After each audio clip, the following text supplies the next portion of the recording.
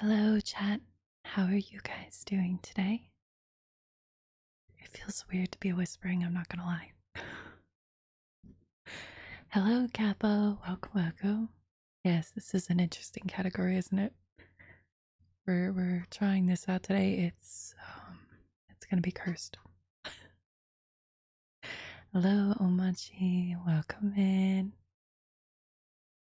I'm trying so hard not to talk too loud or breathe into the mic. Hello, Balthazar. Welcome. How are you guys doing today?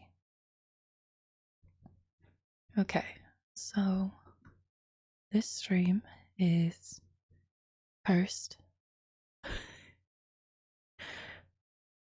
I wanted to do something comforting, but instead you guys sent meme scripts. So today we will be lords of the meme and the copypasta.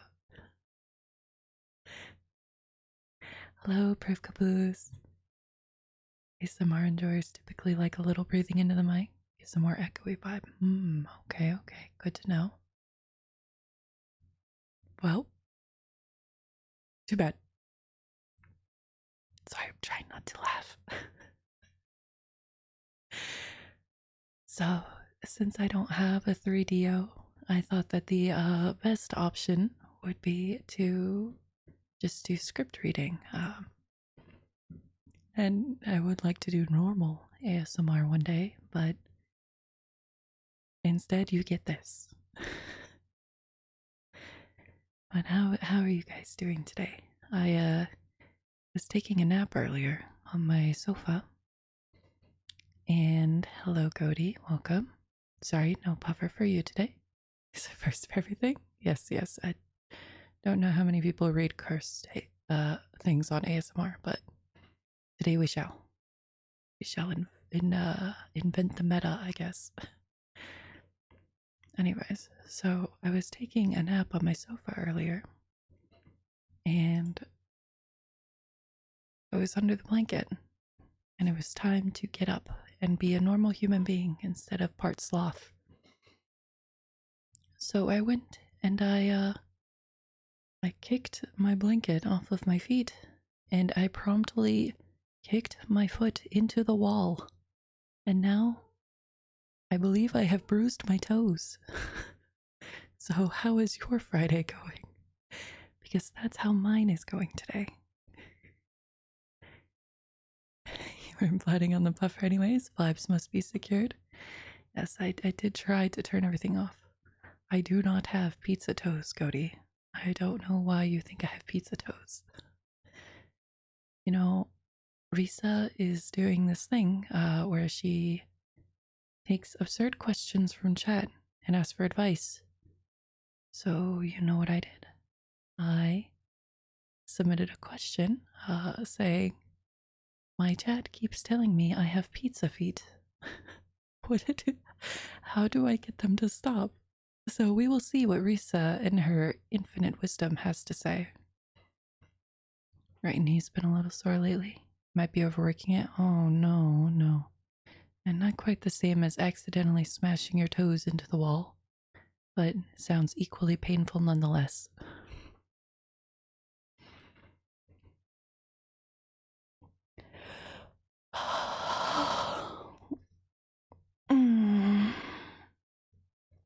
Anyways, I'm not 100% sure where to start. I will, did that sound like a sneeze?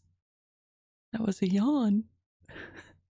Hello, Chrono. Welcome. You have not missed much. I was about to say I don't know where to start, and my apologies.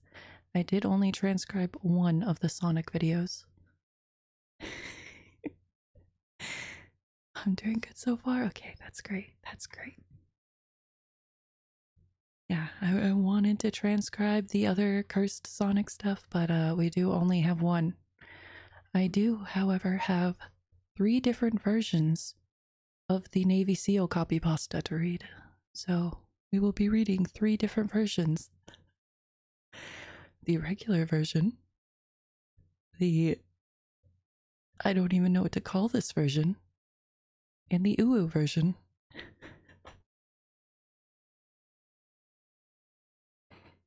You weren't also studying a bit, you might transcribe more Sonic for me? Oh, yes, there is always next time. I do have Mr. Bones' Wild Ride on here as well.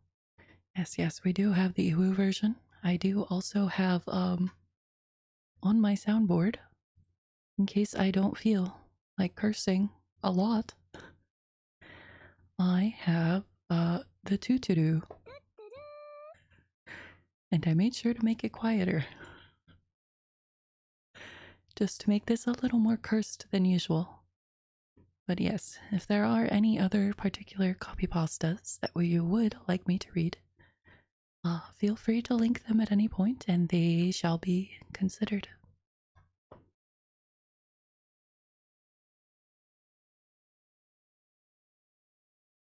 Do you not like the tutudu? The tutudu? I think you guys heard the tutudu, right? Yes, yes, you should be able to hear that if I can hear it. I forgot to turn on the rain. Here, we need rain background sounds to add to the atmosphere before we read the cursed stuff that will occur today. Oh, no, not Tutu. Steins Gate supremacy, yes. I agree, Steins Gate's supremacy. Okay, I believe maybe I will start with the script that Balthazar sent. The one that is going to start this night off wonderfully by causing me immense pain trying to read. Because I did not practice any of these scripts. Our green tag, I will consider it if you submit it. Fitness gram pacer test? Okay, let me pull that up on the side.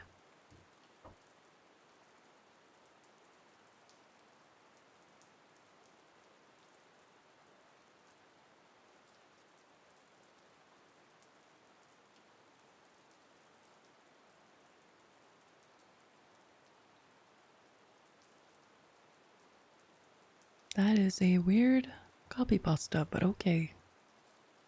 Consider it added.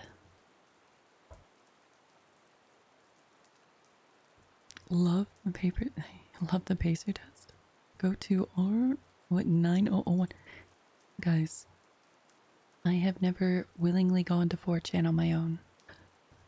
Hello Fog, welcome in, and welcome Cat the Nobody as well. Want to make sure to greet everybody with our cursed ASMR reading voice. What the hell is going on?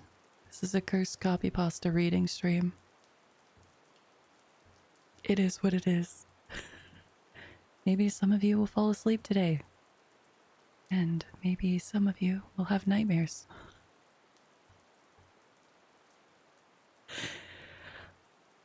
That's the point, I think. I am whispering, so I will sound a little different. Okay, let's start with, I don't even know how to read this title.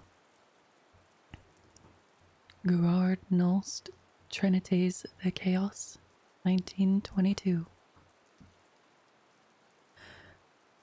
Dearest creature in creation, studying English pronunciation, I will teach you in my verse. Sounds like corpse, horse, and worse.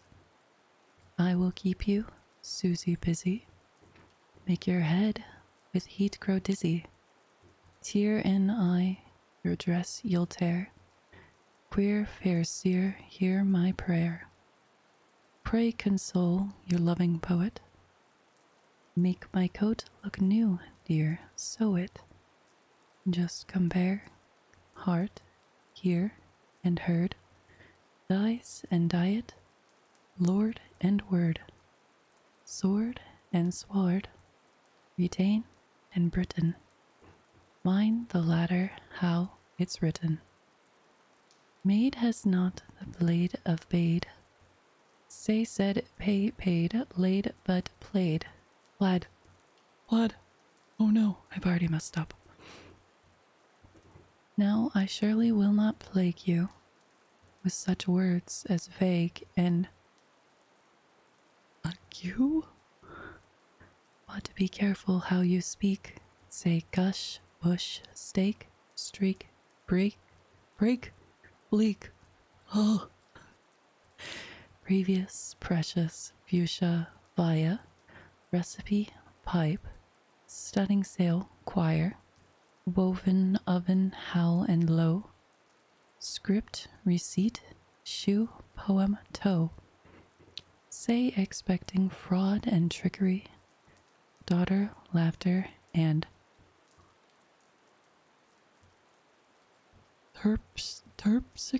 terpsichore, branch, wrench, measles, topsails, files, missiles, similes, reviles, holy holly, signal signing, same examining, but mining, scholar, vicar and cigar, solar, mica, war and var. No unholy. Get that out of here. From desire, desirable, admirable, from admire, lumber, plumber, ear but briar, topsham, broham, renown but known, knowledge done, lone gone, none tone. One anemone. Anemone? Who needs bronze when one's got anemones? Balmoral, kitchen, lichen, Andre, laurel, Gertrude, German, wind and wind, view, kind, kindred, hue, mankind. How long is this? It never ends. Oh my god. Okay. Tortoise, turquoise, chamois leather, chamois leather? Reading, reading, heathen, heather. This phonetic labyrinth gives moss, gross, brook, brooch, ninth plinth. Have you ever yet endeavored to pronounce revered and severed? Demon, lemon, ghoul, foul, soul, Peter, petrol, and patrol. Billet does not end like ballet. Bouquet, wallet, mallet, chalet. Blood and flood are not like food, nor is mold like should and would. Banquet is not nearly parquet, which exactly rhymes with khaki. No, it doesn't. Oh, okay. Discount, viscount, load and broad, toward, to forward, to reward. Ricocheted and crocheting, croquet. Right, your pronunciation's okay. Rounded, wounded, grieve and sieve.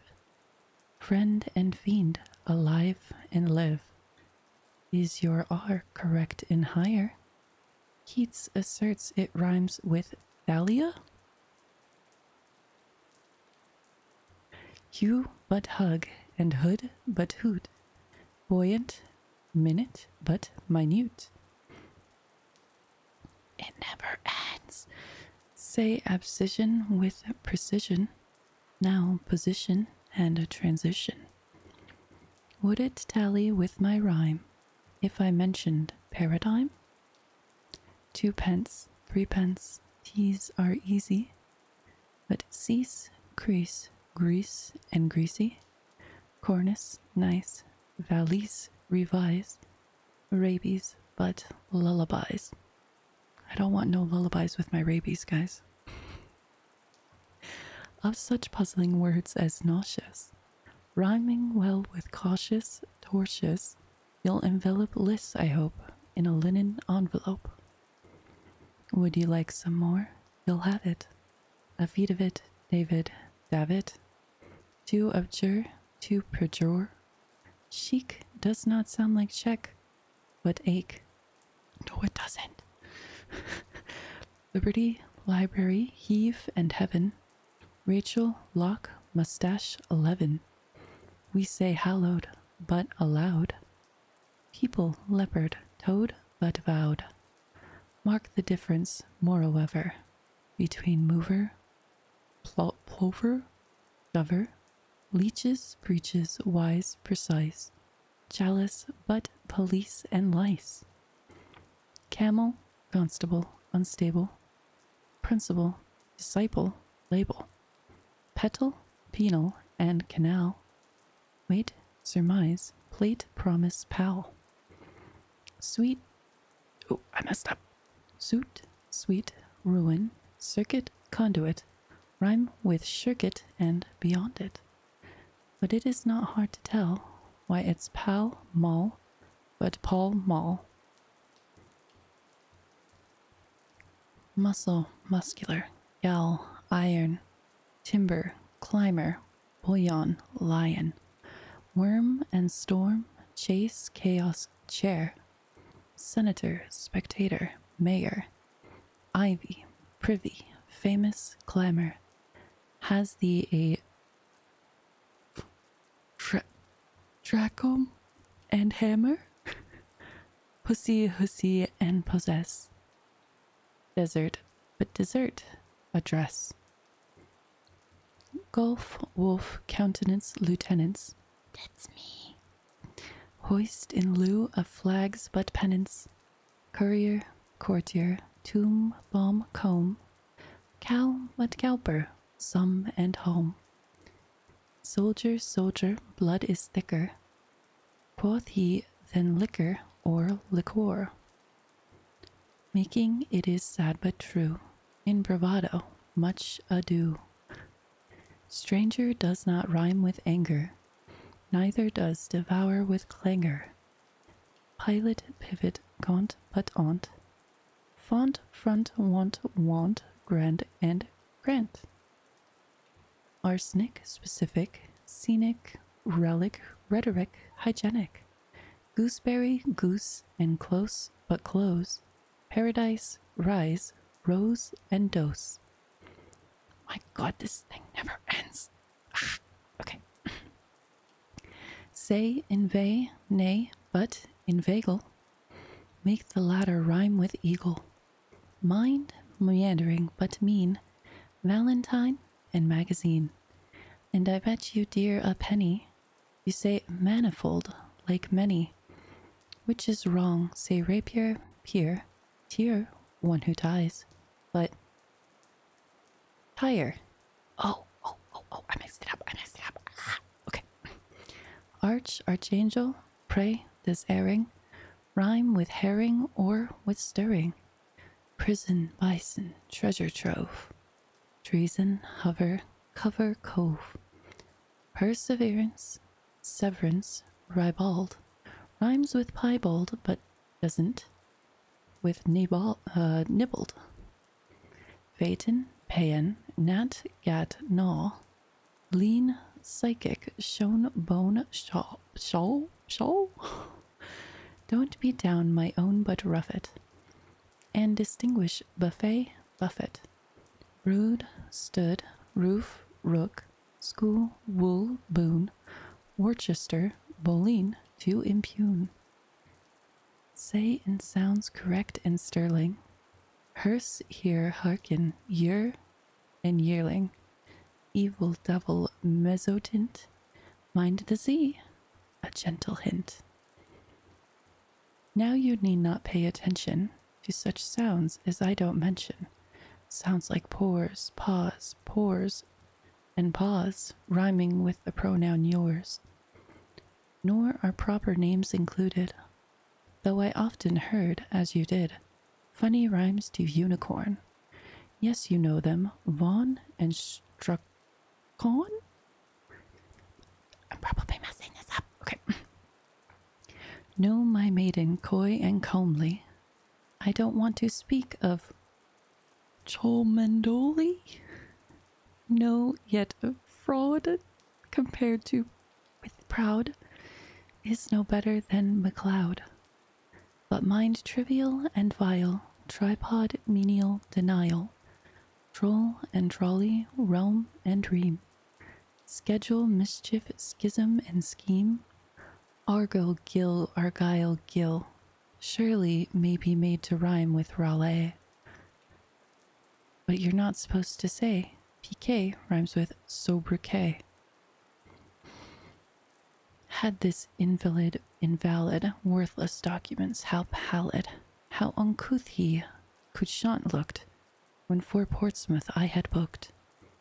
Zeus, Thebes, Thales, Aphrodite, Paramore, enamored, flighty.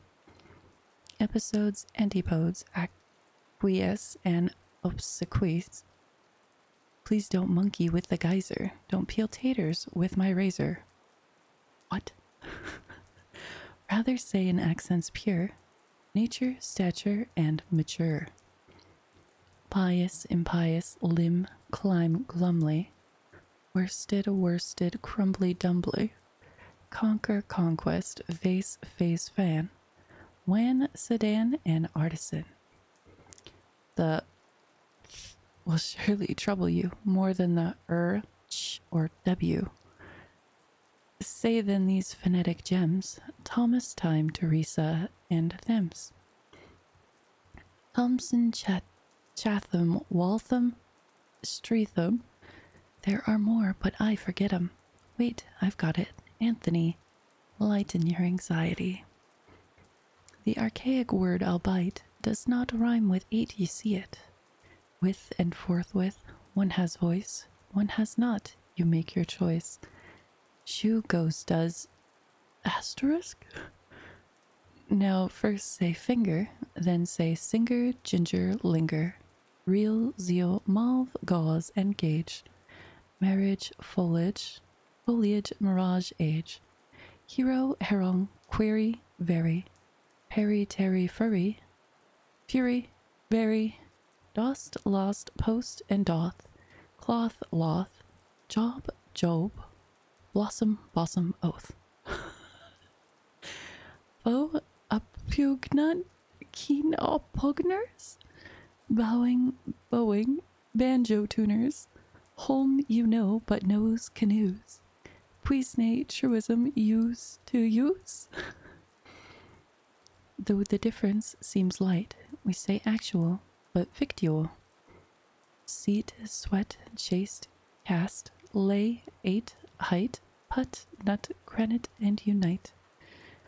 Reefer does not rhyme with defer. Fofer does, and zephyr heifer. Dull, bull, Joffrey, George, ate, late, hint, pint, senate, but sedate. Gaelic, Arabic, Pacific. Science, conscience, scientific. Tour, but our, dour, succor, for. Gas, alas, and Arkansas. I think they wanted you to say Arkansas, but that's not what it is. Say manoeuvre, yacht, and vomit. Next omit, which differs from it. Bona fide, alibi, gyrate, dowry, and owry. See, idea, guinea, area, psalm, Maria, but malaria. Youth, south, southern, cleanse, and clean. Doctrine, turpentine, marine. Compare alien with Italian, dandelion with battalion. Rally with alley, ya, yay, way, k, quay. Say aver, but ever. Fever, neither, leisure. Skine, receiver. Never guess it, is not safe. We say calves, valves, half but Ralph. Starry, granary, canary, crevice but device, and eyrie. Face but preface, then grimace. Phlegm, phlegmatic, ass, glass, bass. Base, large, target, chin, give, verging. Ought, oust, joust, and scour, but scourging. Ear, but earn, and air, and tear. Do not rhyme with here, but air.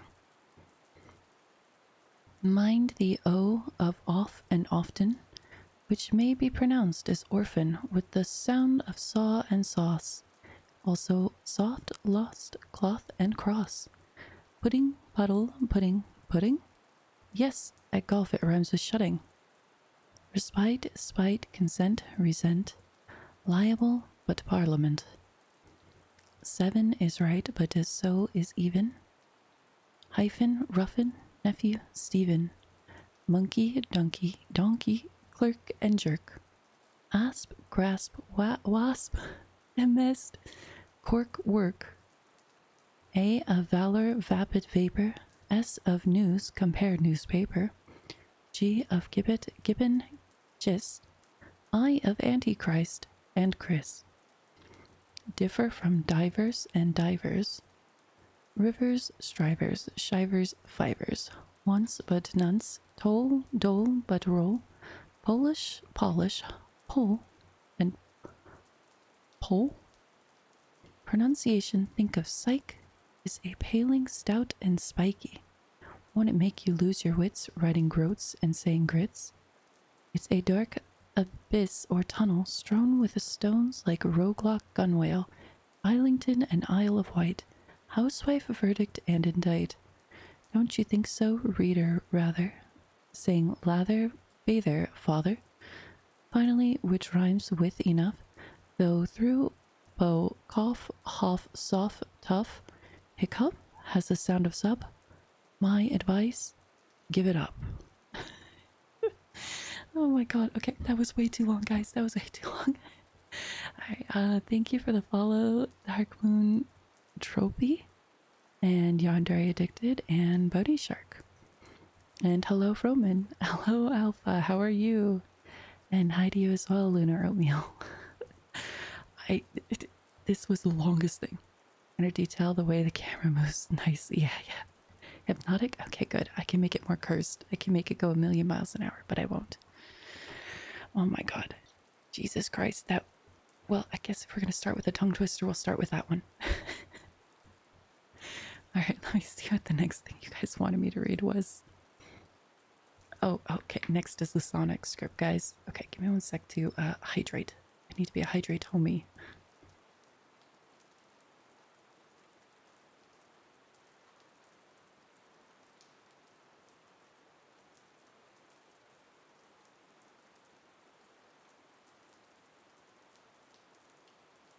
I think that took like 20 minutes to read, guys. That thing was so long.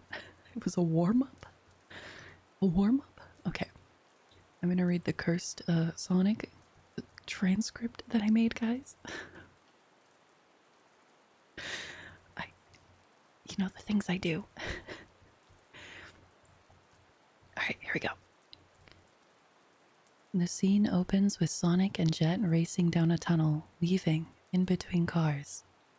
Sonic yells, "Woo! Hey, Jet.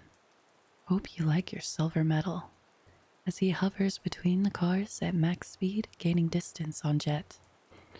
Jet retorts with a nasally, "I'm winning this race. See you at the finish line." Hoo hoo hoo hoo. As the two boards collide and rebound off one another, Jet edges ever so slightly ahead. Sonic, frustrated, calls after Jet. "You might touch the finish line, but you've never touched a woman." Before sliding ahead of Jet, cutting off his advance with a graceful curve, the camera zooms in on Jet's face. "You're right. I haven't lost my virginity," he proudly states as he lags behind. Sonic is shocked, confused, and then the unexpected happens. Jet jumps using his board as Sonic stares up from below. Jet's silhouette against the moon. Huh? Sonic is confused as Jet proudly drops down from above. "'Cause I never lose." Huh. Jet's stream creates a tidal wave, pushing Sonic back as he blasts ahead. Sonic is knocked off his board, face slamming the pavement. A whoa escapes his lips as he rebounds off of the floor. Jet looks back, the camera zoomed in yet again. "See you later, sex haver." Ha ha ha ha ha ha ha ha. Jet fades into the distance, shrinking as he gets further and further away. Sonic grunts as he gets up to his knees. Well, if I can't take his trophy, then I'll have to take his virginity. Sonic clenches his fist with resolve as Jet responds in the distance. What the fuck?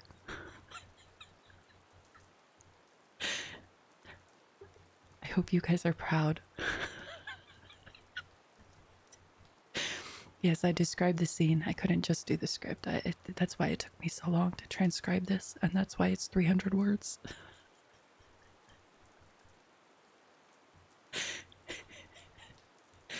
Oh my god. Anyways, hello, Ark. Welcome. Hello, Emiliano and Jay. Oh, and Sudley. Yes, I know this is cursed. This is what you guys asked for. I gave you free reign, and this is what we get. You're glad Sonic content made it on the channel? Yes, this is the the magnum opus of my career, guys. Reading Sonic scripts. I have a degree. I did 4 years in college, and this is what I do in my free time. Record speaking softly can be ASMR too. Yeah.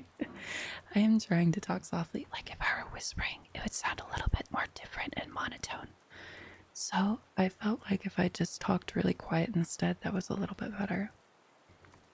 Is Nobel Prize in Literature worthy? No. My degree's in design, not writing. The American dream. Voice for ASMR, this is the opposite of what you imagined. Same. I was not planning to do this. We will do the B movie another day. I think the B movie will be our next ASMR stream, guys. Or maybe it'll be a subathon goal. I don't know. We'll see. Allow me to hydrate.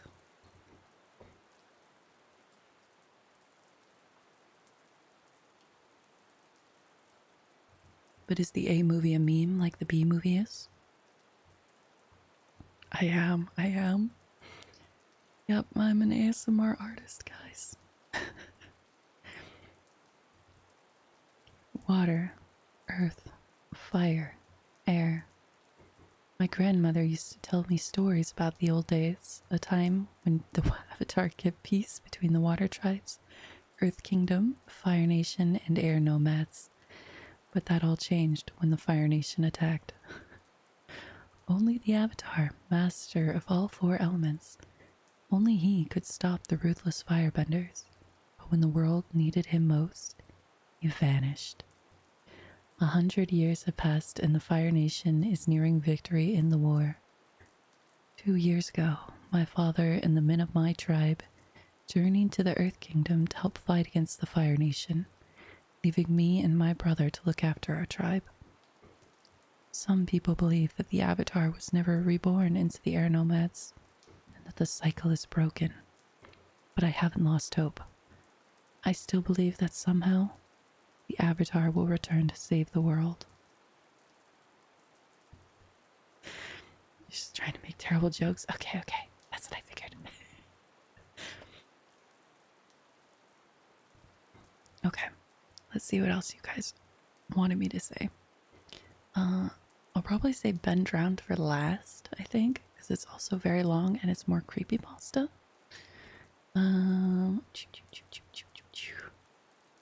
We have this one. The adult go to sleep, okay? This is Go the Fuck to Sleep, which I'm sure some of you have heard before. The cats nestle close to their kittens. The lambs have laid down with the sheep. You are cozy and warm in your bed, my dear. Please, go the fuck to sleep.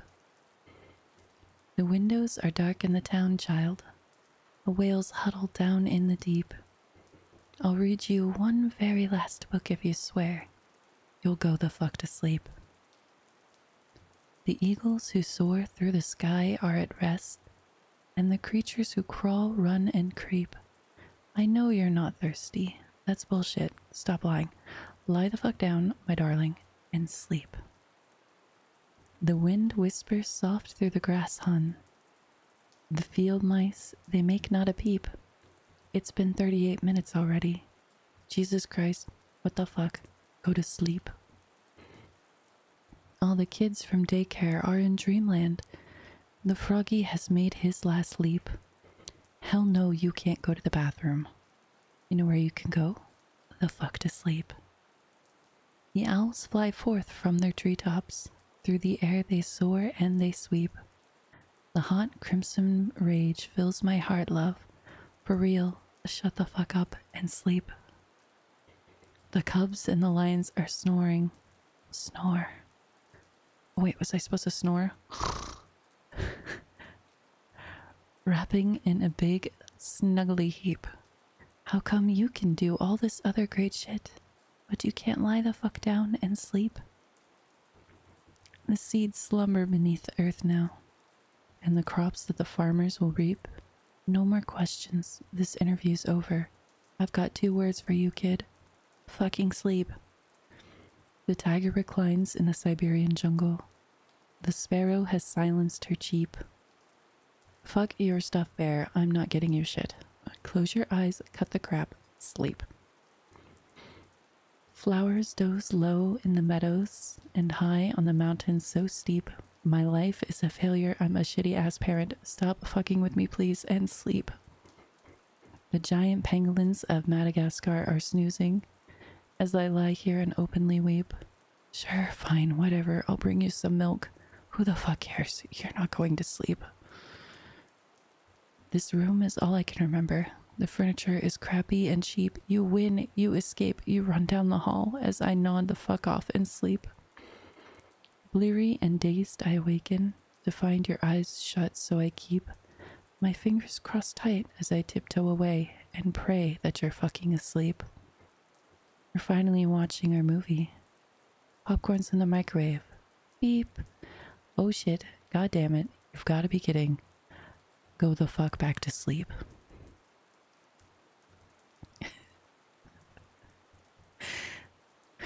You find my voice smooth and relaxing even if the text is cursed. That's supposed to be the contradiction that we're aiming for. Save the creepy stuff for later. Yeah, we gotta wait for the kids to be asleep. Put the title of what you're reading next on the screen for context. Ah, good idea, good idea. Okay, I could do that. Oh, you did miss Sonic. Oh no, oh no. Yeah, you missed Sonic. It was cursed. What do you guys think, chat? Did you guys think it was cursed? I thought it was really cursed. Alright, let me,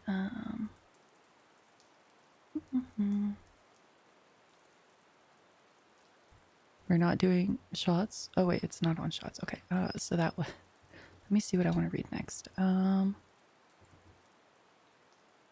here, Chrono, we're gonna do tongue twisters.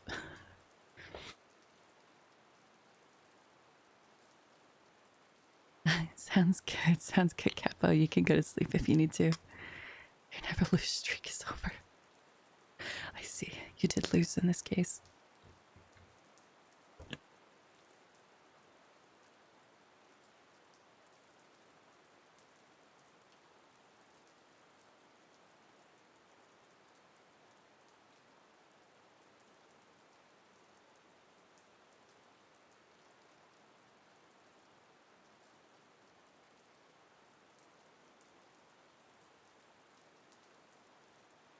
Okay, tongue twister time, guys.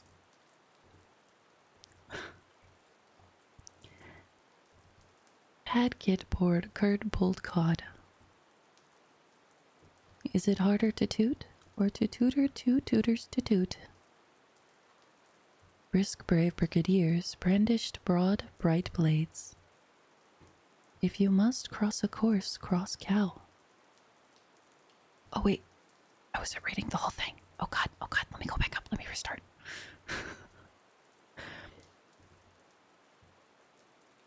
A tutor who tooted the flute tried to teach 2 young tutors to toot. Said the toot to the tutor, is it harder to toot or to tutor 2 tutors to toot? Brisk brave brigadiers brandishing broad bright blades, blunderbusses and bludgeons, balancing them badly. If you must cross a course, cross cow across a crowded cow crossing. Cross the cross, course cow across the crowded cow crossing carefully. Betty bought a bit of butter, but the butter Betty bought was bitter. So Betty bought a better butter, and it was better than the butter Betty bought before. How can a clam cram in a clean cream can? Imagine an imaginary menagerie manager managing an imaginary menagerie. I like New York, unique New York. I like unique New York. This one is actually, when I used to take choir, is one that you would do over and over again. So I feel like a professional. Now we are currently reading Tongue Twisters. Yes, yes. Sin toast to 10 tents, stout saints, 10 tall tents. Rory the warrior and Roger the warrior were reared wrongly in a rural brewery. I hate the word rural. I hate it. How are you, Debbie? Welcome. And welcome, Ace. Welcome, welcome. Okay. Scissors, sizzle, thistle, sizzle. Six sick hicks, nick six slick bricks with picks and sticks. I think my track record is pretty good so far, guys.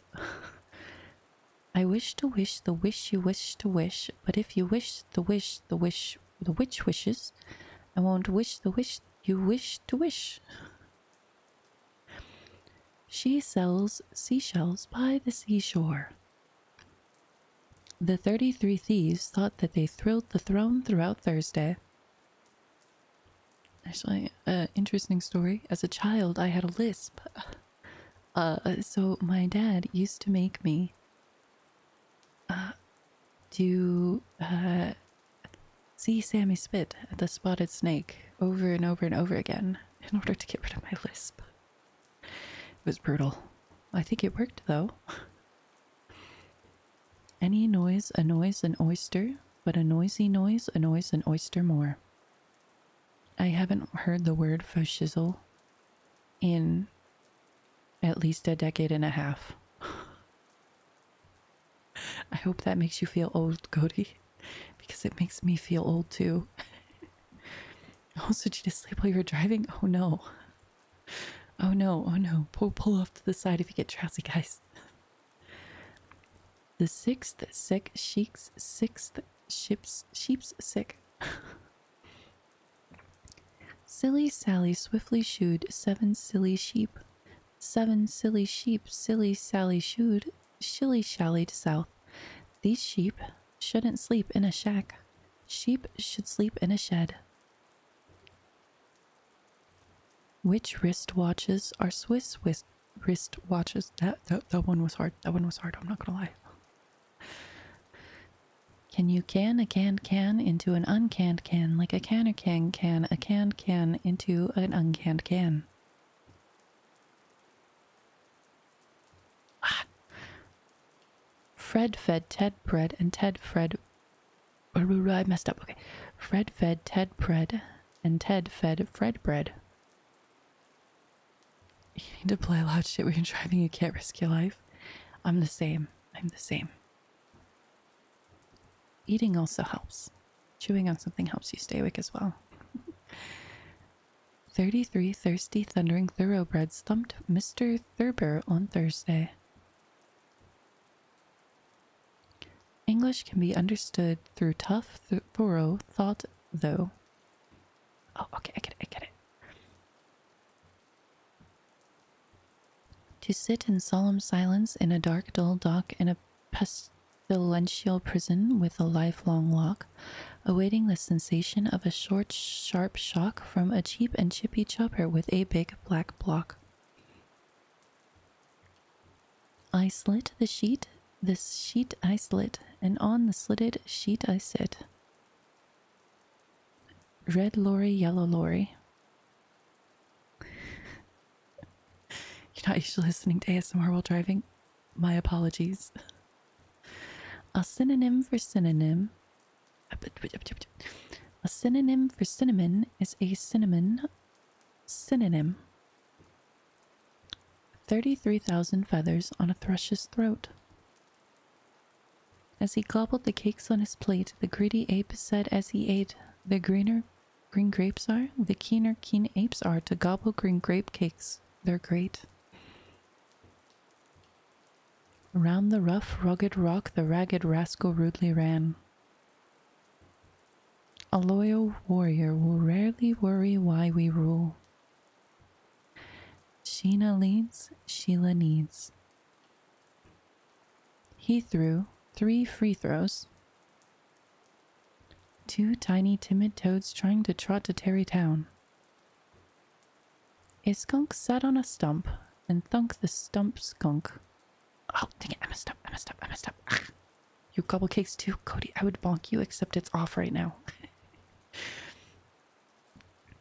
A skunk sat on a stump and thunk the stump stunk, but the stump thunk the skunk stunk. Ingenious iguanas improvising an intricate impromptu on impossibly impractical instruments. 6 sleek swans swam swiftly southwards. Denise sees the fleece, Denise sees the fleece, at least Denise could sneeze and feed and freeze the fleas. Give Papa a cup of proper coffee and a copper coffee cup. Each Easter Eddie eats 80 Easter eggs. Who's eating 80 Easter eggs? Holy crap, that's a lot of eggs. These 1,000 tricky tongue twisters trip thrillingly off the tongue. Okay, that's it. That's all the tongue twisters.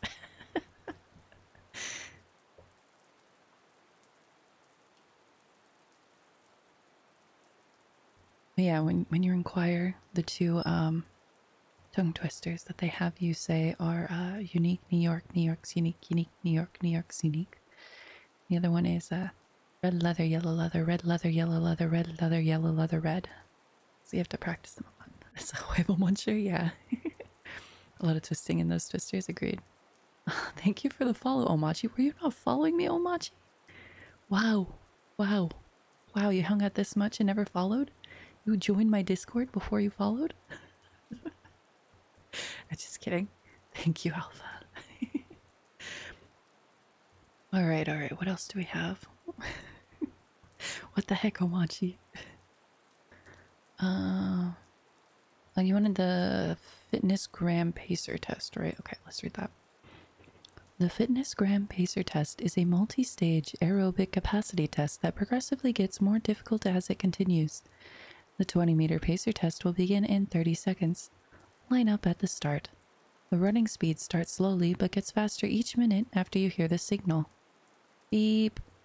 A single lap should be completed each time you hear this sound. Ding. Remember to run in a straight line and run as long as possible. The second time you fail to complete a lap before the sound, your test is over. The test will begin on the word start. On your mark, get ready, start. What is this? Goodness, these nuts. Oh my god. Let's get to work now. I'll have a good day at work, Ark. What is this copypasta? I've never been a big copypasta reader or like poster, but you know what? Sometimes I am. All right, let's get into. Let's see. Is there anything else from the Discord?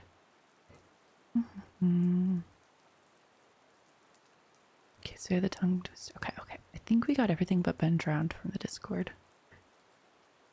Correct me if I'm wrong, though.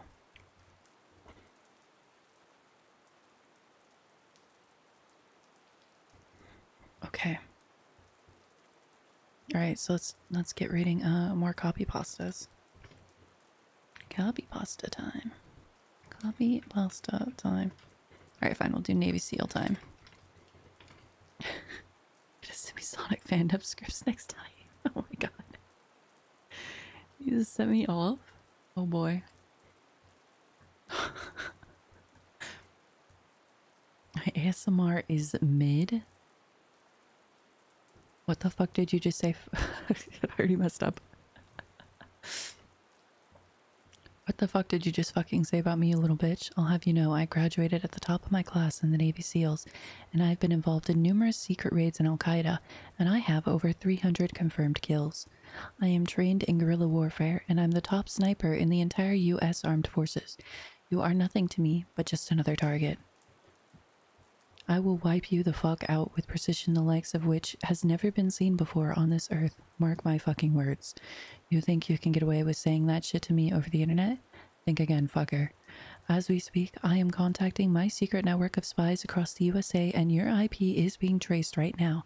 So you better prepare for the storm, maggot. The storm that wipes out the pathetic little thing you call your life. You're fucking dead, kid. I can be anywhere, anytime, and I can kill you in over 700 ways. And that's just with my bare hands. Not only am I extensively trained in unarmed combat, but I have access to the entire arsenal of the United States Marine Corps, and I will use it to its fullest extent to wipe your miserable ass off the face of the continent, you little shit. I ran out of breath. If only you could have known what unholy retribution your little clever comment was about to bring down upon you. Maybe you would have held your fucking tongue, but you couldn't. You didn't, and now you're paying the price, you goddamn idiot. I will shit fury all over you, and you will drown in it. You're fucking dead, kiddo.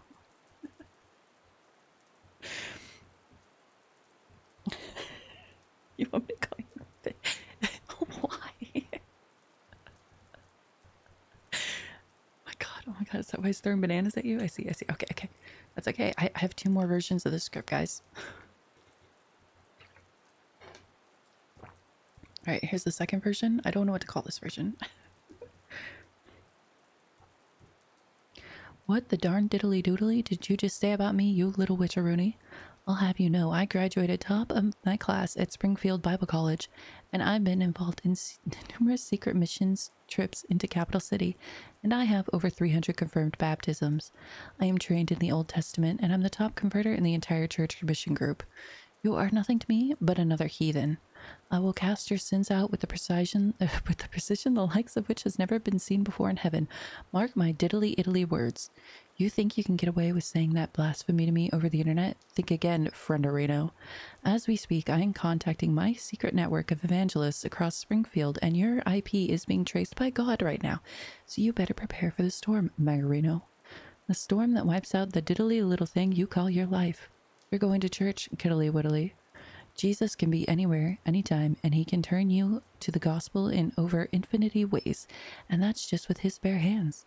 Not only am I extensively trained in preaching to non-believers, but I have access to the entire dang diddly Bible collection of the Springfield Bible College, and I will use it to its full extent to wipe your sins away off the face of the continent, you diddly-do Satan worshipper.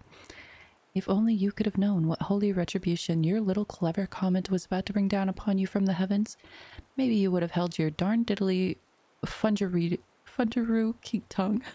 But you couldn't, you didn't, and now you're clean of all of your sins, you whittloo skiddly nibberino. I will sing hymns of praise all over you, and you will drown in the love of Christ.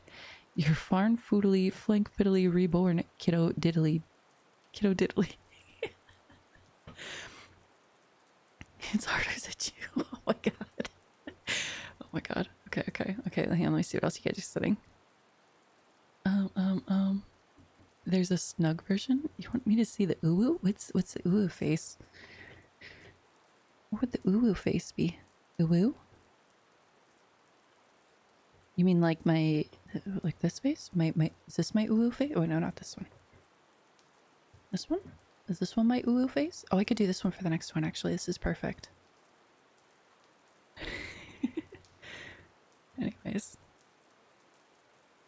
Alright, okay. This is good for the next one. The next one is a weeb version. Oh yeah, it's the uwu version next. Okay.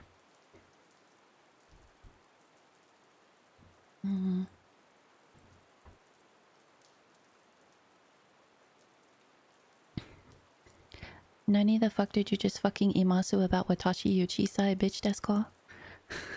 Watashi will have anata no watashi graduated at the top of my class in Nihongo 3. And watashi I've been involved in iro na Nihongo tutoring sessions.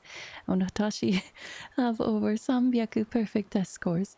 Watashi am trained in kanji, and watashi is the top letter writer in all of Southern California. Anata are nothing to watashi, but just another weeaboo.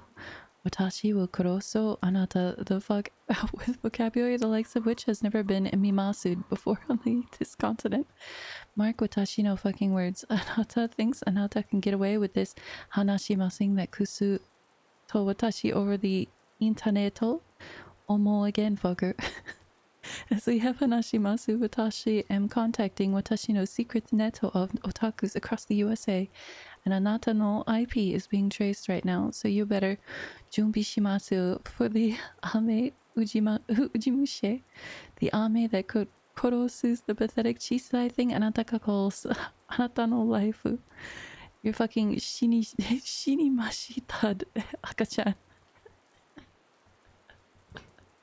You read this better than the normal one? No. Oh my god. Anyways, they got there's the uwu version. I don't know that it's really uwu, but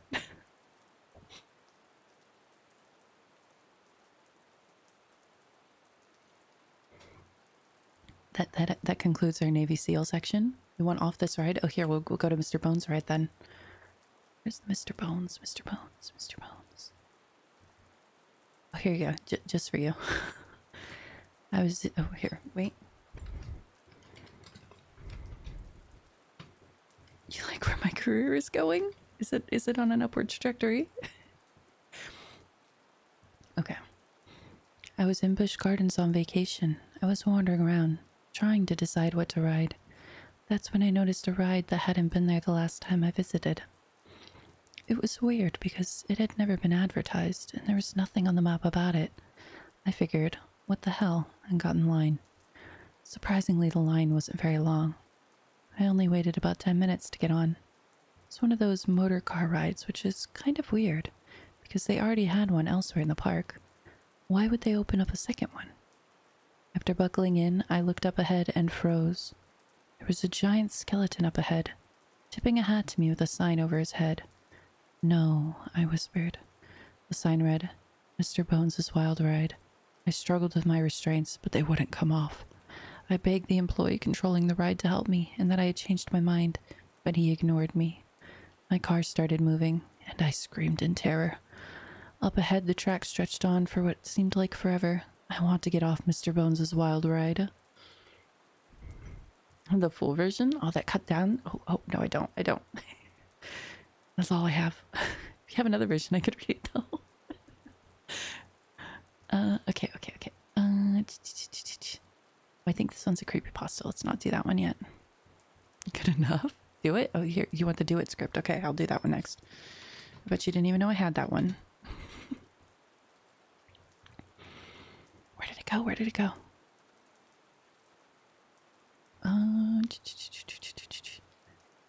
Do it. Just do it. Don't let your dreams be dreams. Yesterday, you said tomorrow. So just do it. Make your dreams come true. Just do it. Some people dream of success. Well, you're going to wake up and work hard at it. Nothing is impossible. You should just get to the point where anyone else would quit, and you're not going to stop there. No, what are you waiting for? Do it. Just do it. Yes, you can. Just do it. If you're tired of starting over, stop giving up. Thank you for the follow, Melissa. You didn't know I was based? Oh, okay, you should follow on this. All right, let's do this one. And I still think the Sonic is probably going to be the magnum opus of my career, I'm not going to lie. To be fair, you have to have a very high IQ to understand Rick and Morty. The humor is extremely subtle, and without a solid grasp of theoretical physics, most of the jokes will go over a typical viewer's head. There's also Rick's nihilistic outlook, which is deftly woven into his characterization. His personal philosophy draws heavily from Narodnaya Volya literature. For instance, the fans understand this stuff. They have the intellectual capacity to truly appreciate the depth of these jokes, to realize that they're not just funny. They say something deep about life. As a consequence, people who disliked Rick and Morty truly are idiots. Of course, they wouldn't appreciate, for instance, the humor in Rick's existential catchphrase "wubba lubba dub dub," which itself is a cryptic reference to Turgenev's Russian epic Fathers and Sons. I'm smirking right now, just imagining one of those addle-plated simpletons scratching their heads in confusion as Dan Harmon's genius wit unfolds itself on their television screens. What fools! How I pity them. And yes, by the way, I do have a Rick and Morty tattoo, and no, you cannot see it. It's for the ladies' eyes only. And even then, they have to demonstrate that they're within 5 IQ points of my own, preferably lower, beforehand. Nothing personal, kid.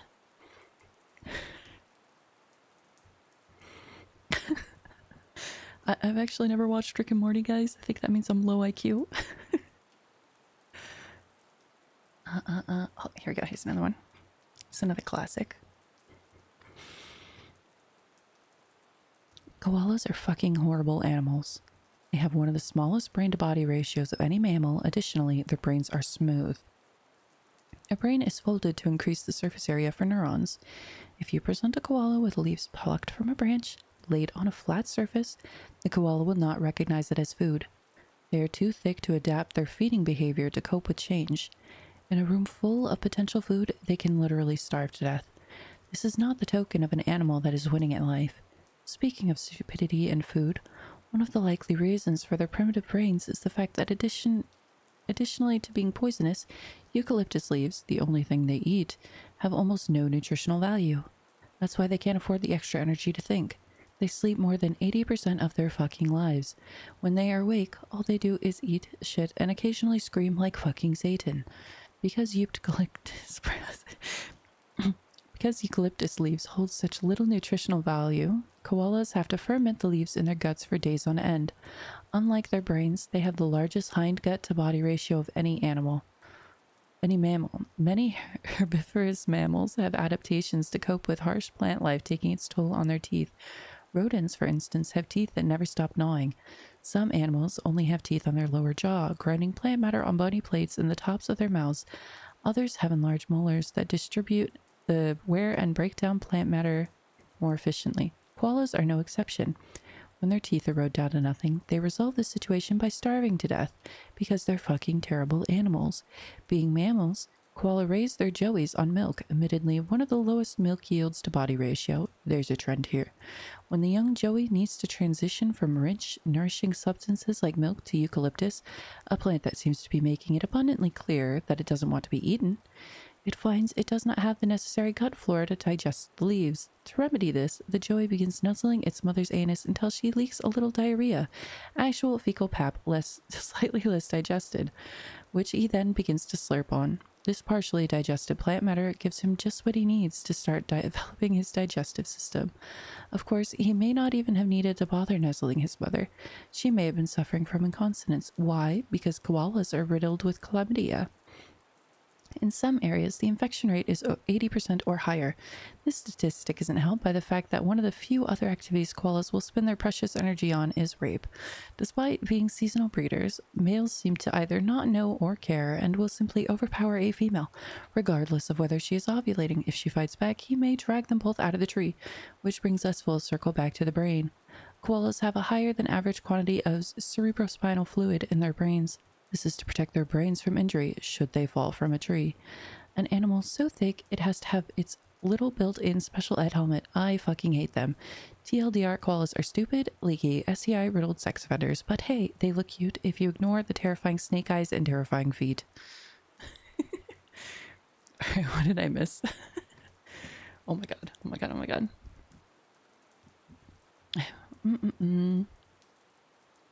I have the Star Wars lines? Wait, what Star Wars lines? Do.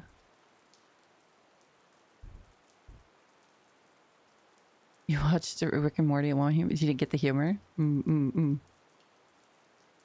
Yeah. You have enough reception for chat to load. You can see or hear me, but hi, you're in the woods backpacking. You just thought you were going to stop in and say hi. Hi, Orion. Welcome. Weird one to come in on. But yeah, welcome. Reading this is breaking me. Sorry, yeah, sometimes I can't help but laugh. I can't help it. Oh boy. Natural selection spared claws. I'm very forgiving. This is cursed. That's the point. Okay. Which other ones do I have to read, guys?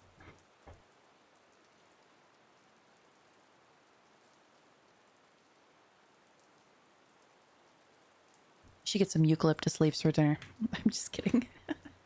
Vaporeon on the list? No, is that a Copypasta? Vaporeon Copypasta?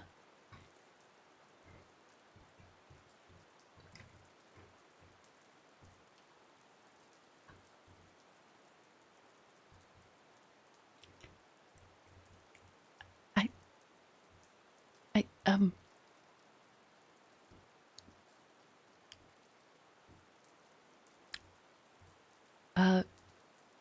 Okay. Okay. Okay. Okay. Okay. What are you guys doing to me? Hey guys, did you know that in terms of okay, I'm sorry, let me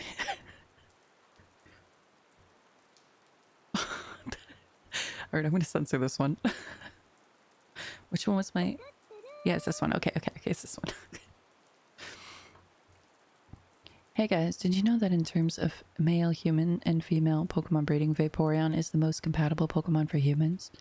Not only are they in the field day group, which is mostly comprised of mammals, Vaporeon are an average of 3 foot 3 inches tall and 63.9 pounds. This means they're large enough to be able to handle human. With their impressive base stats for HP and access to acid armor, you could be rough with one. Due to their mostly water-based biology, there's no doubt in my mind that an aroused Vaporeon would be incredibly so that you could easily have with one for hours without getting sore.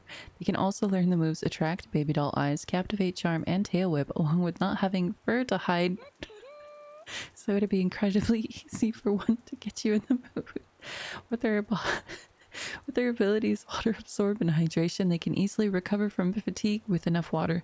No other Pokemon comes close to this level of compatibility. Also, fun fact, if you pull out enough, you can make your Vaporeon turn white. Vaporeon is literally built for human. Ungodly defense stat plus high HP pool plus acid armor means it could take all day, all shapes and sizes, and still come for more. Why?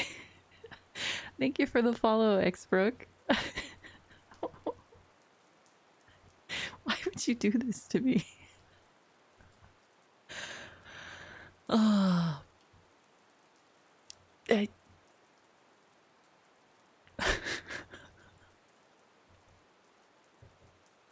What does my life come to, guys?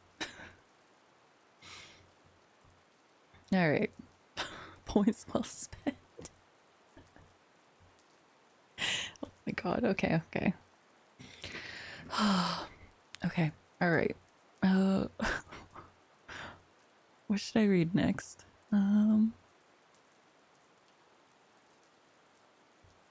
I guess while we're doing weird ones, I'm a crying face? Yes, yes, I do.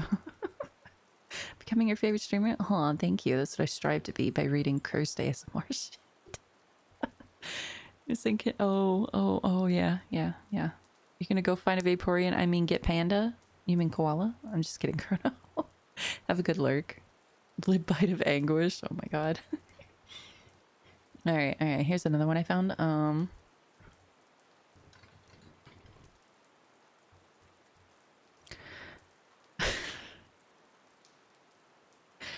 Girlfriend is Prego. We like to get kinky anyways. One night, things get particularly saucy.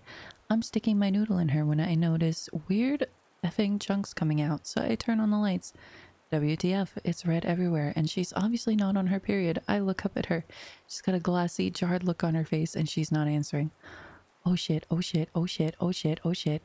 I rush her into my car and speed all the way to the hospital. She's bleeding everywhere. By the time we get there, she's not bleeding much anymore, but all the color has drained and she looks colorless and almost transparent. Oh shit, she looks like she's in a vegetative state. Storm into the emergency room, carry her to the nearest doctor and explain everything.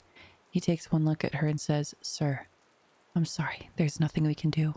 Why the fuck not? We don't operate on empty jars of spaghetti sauce.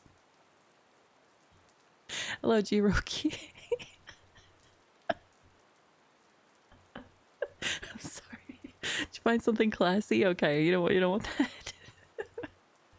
Oh god, wait, why do I have hard why do I have hard eyes? Oh god.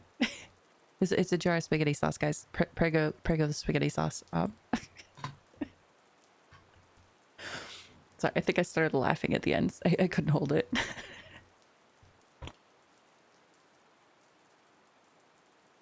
I just heard some cursed creepypasta. I think that one's technically a 4chan script, though, if I'm being honest. Alright. What else could I do? What else could I do? Here you go. You want some grilled cheese? What's the difference? I don't know, man. I don't know. What am I doing with my life? All right, grilled cheese. Grilled cheese consists of only these following items: cheese, butter with spread, usually butter. The entire subreddit consists of melts. Almost every grilled cheese sandwich I see on here has other items added to it. The fact that this subreddit is called grilled cheese is nothing short of utter blasphemy. Let me start out by saying I have nothing against melts. I just hate their association with sandwiches that are not grilled cheeses. Adding cheese to your tuna sandwich is called a tuna melt. Totally different. Want to add bacon to some pretentious breadcrumbs with spinach? I don't know what the hell you call that, but it's not a grilled cheese. I would be more than willing to wager I've eaten more grilled cheeses in my 21 years than you have had in your entire lives. I have one almost every day, and sometimes more than just one sandwich. Want to personalize your grilled cheese? Use a mix of different cheeses, or use sourdough or French bread. But if you want to add some pulled pork and take a picture of it, make your own subreddit entitled Melts, because that is not a fucking grilled cheese. I'm not a religious man, nor am I anything close to a culinary expert. But as a bland, white, Midwestern male, I am honestly the most passionate person when it comes to grilled cheese and mac and cheese. All of you foodies, stay the hell away from our grilled cheeses and stop associating your sandwich melts with them. Yet again, it is utter blasphemy, and it rocks me to the core of my pale being. Shit, I stopped lurking after 3 years and made this account for the sole purpose of posting this. I've seen post after post of people's grilled cheeses all over Reddit, and it's been driving me insane. The moment I saw this subreddit this morning, I finally snapped. Hell, I may even start my own subreddit just because I know this one exists now. You goddamn heretics, respect the grilled cheese and stop changing it into whatever you like and love it for what it is. Or make your damn melt sandwich and call it what it is, a melt. Remember this and you support it? Where did you end up? You clicked on the wrong stream, but thank you for the follow, Giroki. You get triggered when folks say their favorite thing is grilled cheese, really? Grilled cheese are good though. Do you have something? I could read, oh, there's also the missile knows where it is, which was sent earlier too. Ready to provide content? Okay, go ahead. You can send it. I'm gonna read the missile knows where it is in the meantime. You can DM me short stories. From BJ Novak? Can you put them in the, could you put them on the ASMR script channel for the Discord? Okay, let me see. Let's do the missile. Head writer of The Office? Oh my god. Missile knows where it is. Okay. Okay, here we go. The missile knows where it is at all times. It knows this because it knows where it isn't.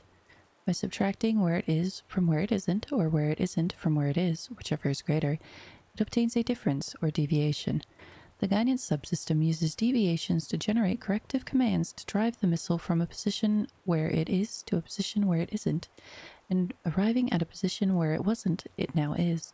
Consequently, the position where it is now the position that it wasn't, and it follows that the position that it was is now the position that it isn't. In the event that the position that it is in is not the position that it wasn't, the system has acquired a variation, and the variation being the difference between where the missile is and where it wasn't. If variation is considered to be a significant factor, it may be corrected by the GEA. However, the missile must also know where it was. The missile guidance computer scenario works as follows. Because a variation has modified some of the information the missile has obtained, it is not sure just where it is. However, it is sure where it isn't, within reason, and it knows where it was. It now subtracts where it should be from where it wasn't, or vice versa, and by differentiating this algebraic sum of where it shouldn't be and where it was, it is able to obtain the deviation and its variation, which is called error. What is this? Oh my god, you guys are trying to kill me. Anyways. Let's steam the flow on Tuesday Kingdom. Oh my god. Had grilled cheese once in a restaurant and later found out it's called a childish choice. I mean, grilled cheese is good. I'm a grilled cheese and ham person, personally. At you at the right channel. Okay, one sec. Oh,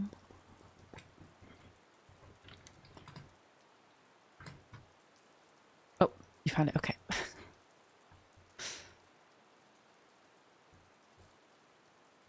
Okay, let's see, what else do we have? Right to sleep because you just our brains out of confusion. Yeah, same. Grilled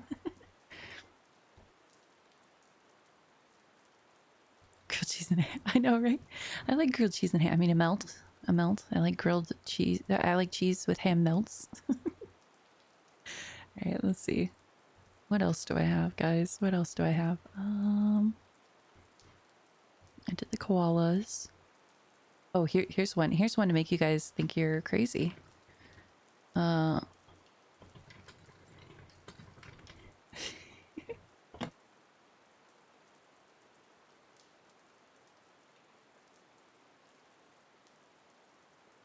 Okay. Has it not occurred to you that the voice you've read my post in is in fact the voice in your head? It's your voice. It bears your tone and your judgment values. How about this? Why are you being a little bitch? I am the matriarch of Hereditarian gangbanging, dear. Do you not know who I am? I am desperately lonely. Are you trying to be my friend? Because you've got an interesting way of going about it. I'm okay with this. I can work with this. This is what we do. I do this. That's an ICP reference, get it? Or am I wrong? Are you hurt or offended by something I said? Have I wronged you somehow? Are you upset? Do you feel trolled? As your friend, I feel obliged to inform you that if you said yes to any of these questions, you might be misattributing things to me which do not exist. If you don't understand what that means, how about don't sit there and tell me I'm both somehow subjective and also wrong? You can't have it both ways. So what is it going to be, chummer? I am the house, and the house says the door is open. Are you going to walk in here, fuck my shit up, and steal my properties? Okay, that's rude. We could also just chill. If I think I'm someone who thinks they're deeper than they actually are, then clearly I must dig deeper. I died once, true story. Listen, everything I've said in this thread, you must read in a voice with a friendly tone. And before you interrupted me, a youthful jubilance. You're abrasive. I'm sure you already know that. I understand I could be abrasive as well. I can understand you. I need you to understand me. If you don't understand me, we can't be friends. If we can't be friends, then you best get to stepping because you're in my way. Are you good? Hello, Dark Exodia. Welcome. Story you dropped you is called The Girl Who Gives Great Advice. Okay. Oh yeah, there's the Crazy I Was Crazy ones. I was going to read that one. Okay, hang on. Let me pull that up. All right, let's read what Omachi sent really quick. Voice is crazy.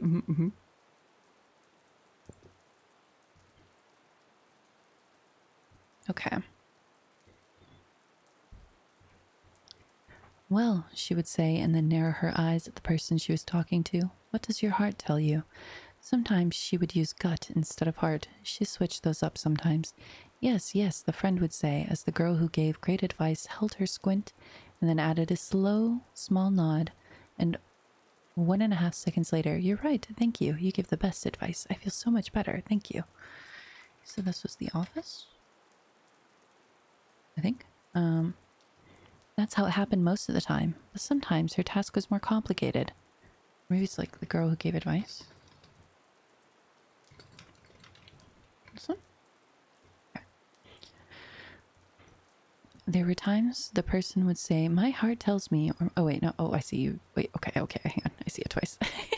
Thank you for the follow, Dark Exodia. Okay, okay, so let me try this again. Wait, am I repeating myself? I'm confused. Okay, I'm just gonna restart.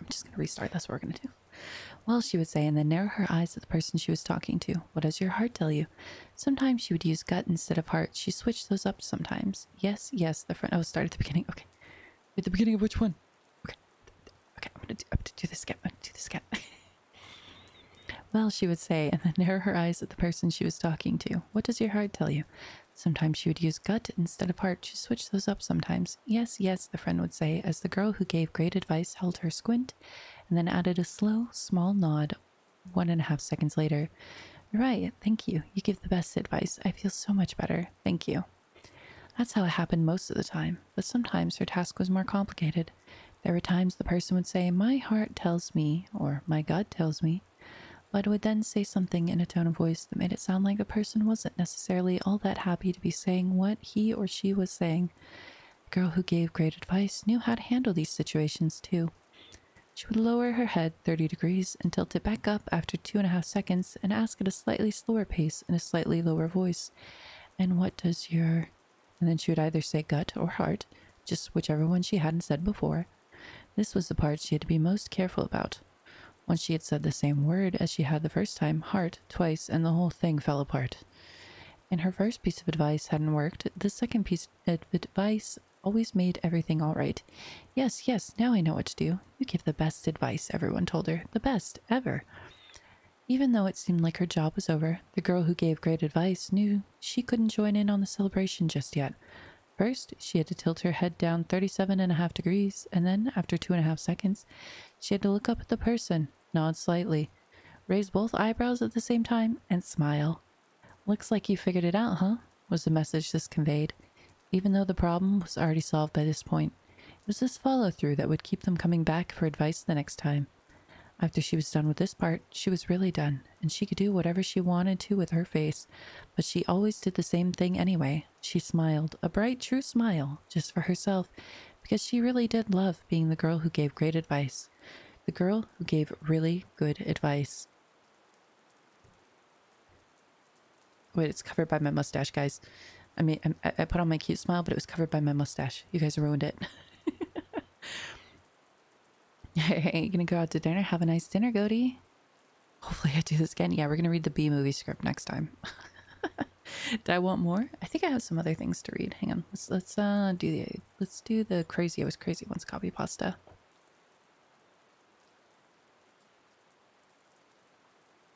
I'm gonna lose my way on this one, I'm not gonna lie.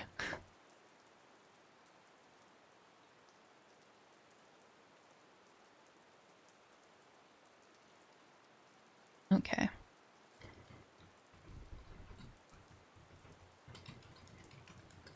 Hello, Moogie. Welcome, welcome. Crazy? I was crazy once. Oh wait, I should do this with the, What should I do this? Should I do this with my yandere face? Right? I should do it this one, right? Okay. Crazy? I was crazy once. They locked me in a room. A rubber room. A rubber room with rats, and rats make me crazy. Crazy? I was crazy once. They locked me in a room. A rubber room. A rubber room with rats, and rats make me crazy. Crazy? I was crazy once. They locked me in a room. A rubber room.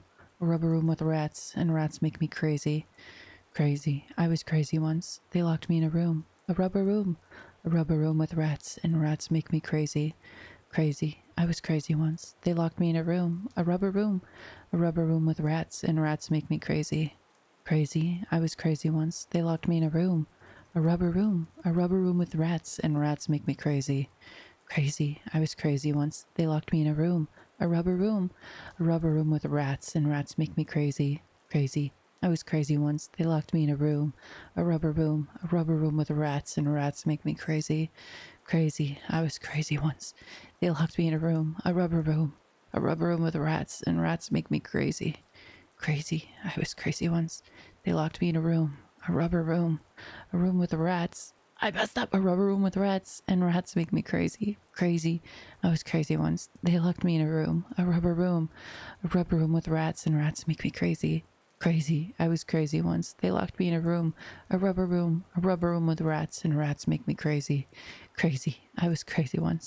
They locked me in a room. A rubber room. A rubber room with rats, and rats make me crazy. Crazy? I was crazy once. They locked me in a room. A rubber room. A rubber room with rats, and rats make me crazy. Crazy? I was crazy once. They locked me in a room. A rubber room. Rubber room with rats, and rats make me crazy. Crazy? I was crazy once. They locked me in a room. A rubber room. A rubber room with rats, and rats make me crazy. Crazy? I was crazy once. They locked me in a room. A rubber room. A rubber room with rats, and rats make me crazy. Crazy? I was crazy once. They locked me in a room. A rubber room. A rubber room with rats, and rats make me crazy. Crazy? I was crazy once. They locked me in a room. A rubber room. A rubber room with rats, and rats make me crazy. Crazy? I was crazy once. They locked me in a room. A rubber room. And a rubber room with rats, and rats make me crazy. Crazy? I was crazy once. They locked me in a room. A rubber room. A rubber room with rats, and rats make me crazy. Crazy? I was crazy once. They locked me in a room. A rubber room with rats, and rats make me crazy. Crazy. I was crazy once. They locked me in a room. A rubber room with rats, and rats make me crazy. Crazy. I was crazy once. They locked me in a room. A rubber room with rats, and rats make me crazy. That's where you like to spam. You like to have better Twitch so you can spam Rat Jam too. Are you too lazy? I see. All right. Well, God, it never ended. Why are my hard eyes done, by the way? Where are my hard eyes? I feel like they've been on forever. Like to be something substantive? Okay.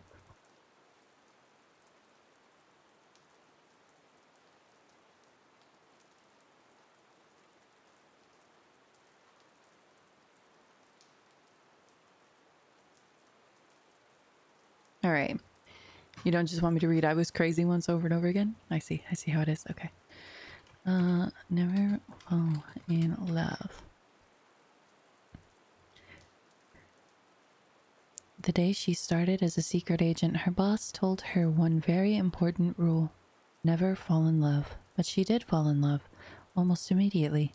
Within a month, she was hopelessly and endlessly in love with another secret agent. A kind, warm man named Bob. He had big hands and a lot of brothers and sisters, and there was no falling out of love with Bob. She went to her boss's office and handed him a letter of resignation. Why? He asked. I met someone, she said. I've fallen in love. Who? He asked. Bob. I love Bob, he said, lighting up. Oh, what a great guy. That's a perfect match. You and Bob. I'm so happy for you. Then he remembered the issue at hand. But why are you resigning?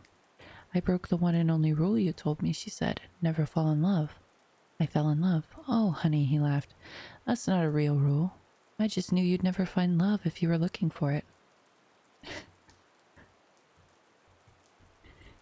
That's cute. That's cute.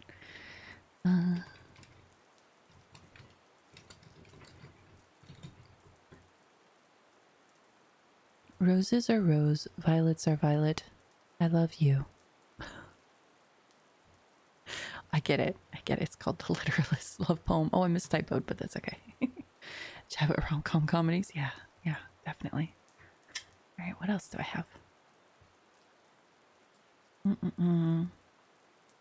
This one might hit close. Maybe not. Let's not do this one. I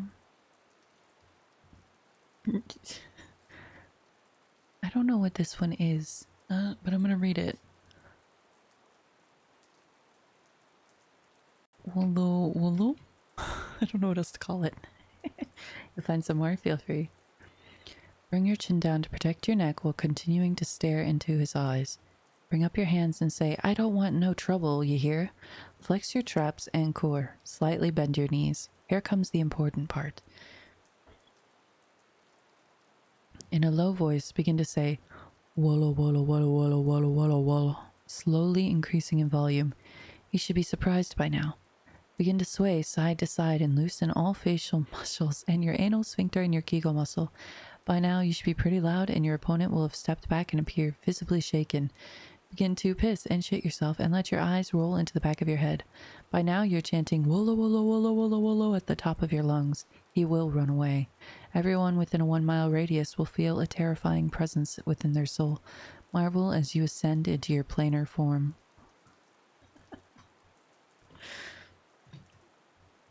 Shocking that, yeah, I did read Vaporeon. I did just censor it.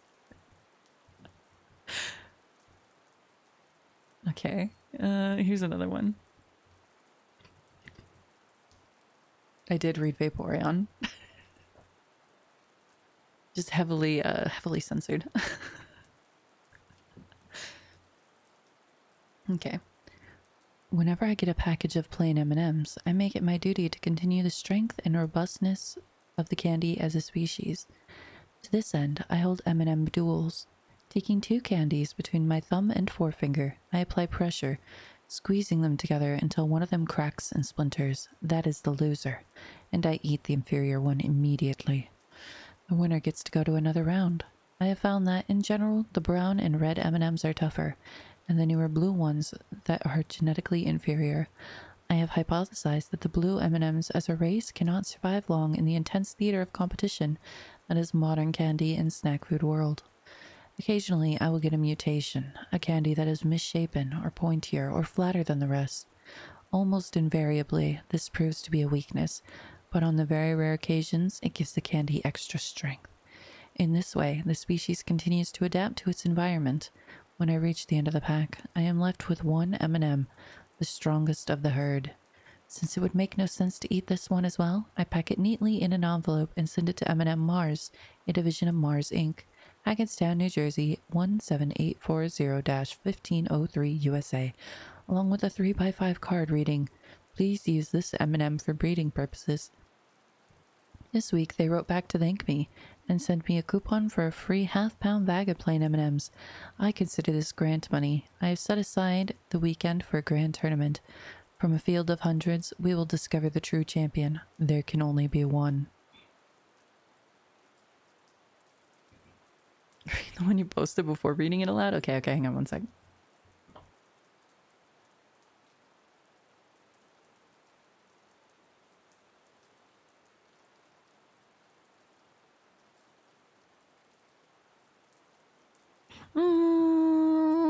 I probably won't read that one.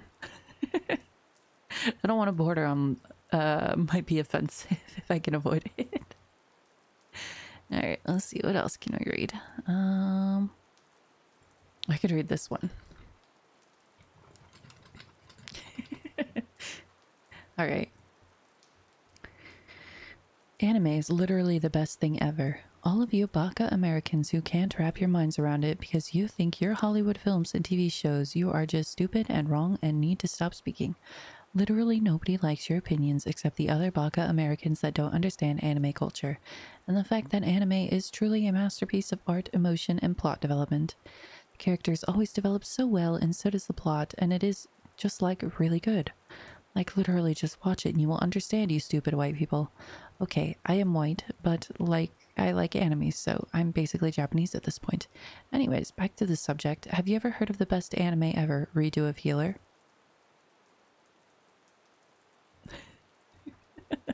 Deleted it? Okay. Okay. Feel free. What else do we have?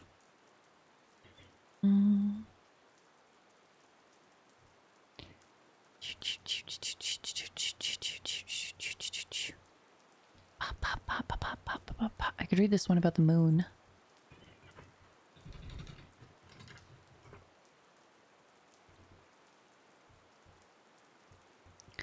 Has it not occurred to you? Oh wait, no, I already read that one. Oops, wrong one. Okay. Our moon is so useless and pathetic compared to all the other cool moons out there in the solar system. Well, so many other moons have all these cool features. All our moon did was hit us and then get a free ride orbiting us for a few billion years. Europa is such a cool moon that it could potentially have liquid water underneath. The gravitational effects of its planet Jupiter and some of the other moons, including Ganymede, a moon so sick it is bigger than the planet Mercury and almost as big as Mars, Callisto, another huge-ass moon bigger than ours, one that might even have water as well, and Lo, a pizza-colored moon with fucking sulfuric volcanoes, cause internal movement for the body, meaning there might not only be the biggest ocean currently there known in the universe there, but it could very well have geothermic vents. Geothermic vents mean that there could potentially be life there. Our stupid-ass moon can't do none of that shit. It's just barren. How about Titan? Easily the biggest moon of Saturn. It's so big, its gravity helps Saturn's smaller moons from crashing into the ringed planet. It is literally saving their lives. Could our moon do that? Nah, it's too pathetic to do anything of the sort. Not only that, but it is the only moon with a proper greenhouse effect going on. It literally has an atmosphere, and oceans made of liquid methane, and some scientists think there might even be water. Could our moon have an atmosphere? The flimsy little dust bubble it has around it hardly counts. It's so shit. Look at our friend Triton. It was a dwarf planet in its own right, and not only any dwarf planet, but the largest one, bigger than Pluto and Eris. However, the poor thing was brutally captured by Neptune, and is now in an orbit around the planet. going the opposite way from the other moons to show its uniqueness. It also has geysers that throw out gaseous nitrogen that it carries around in it, creating its own atmosphere and making it one of the 4 places in the solar system with known geological activity apart from Earth. Io and Saturn's Enceladus, that motherfucker is covered in fresh ice and it's the shiniest thing in the solar system because it erupts water vapor. Could our moon have geological activity? Of fucking course not. Even Charon is cooler than our moon, and it doesn't even orbit a real planet. It's around half the size of Pluto, and it's so massive it actually makes Pluto wobble around a point outside of Pluto itself, making it more of a duoplanetary system than a moon. It affects the environment so much, scientists say that other moons, rather than orbiting Pluto, orbit a Pluto-Charon system. Can our tiny-ass moon do that? No, it can't. So anyways, fuck the moon. Okay, let's see what you got.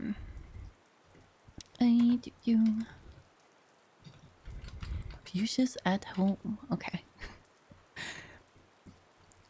I'm hungry, said Confucius to a nearby servant. Is there any food around? Some noodles, maybe? Confucius say, bring noodles, shouted the servant to the cook. Hey, please calm down, said Confucius. It's just a question, only if it's convenient. Confucius say, calm down, shouted the servant at the rest of the household. Stop it, okay? Snapped Confucius. Not everything is a thing. Confucius say, not everything is a thing. Damn it, thought Confucius, and he was about to interrupt him again, but he didn't. That one sounded pretty good, he had to admit. And the one before that wasn't bad either. If interpreted in the right way, you get those last two, Confucius whispered to a scribe who was sitting in the corner. Calm down. And the other one? The scribe nodded. I don't know, maybe. Confucius shrugged. Not the noodles one, obviously.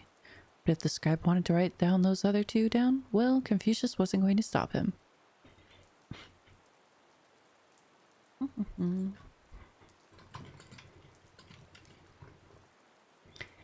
If you love something, let it go. If you don't love something, definitely let it go. Basically, just drop everything. Who cares?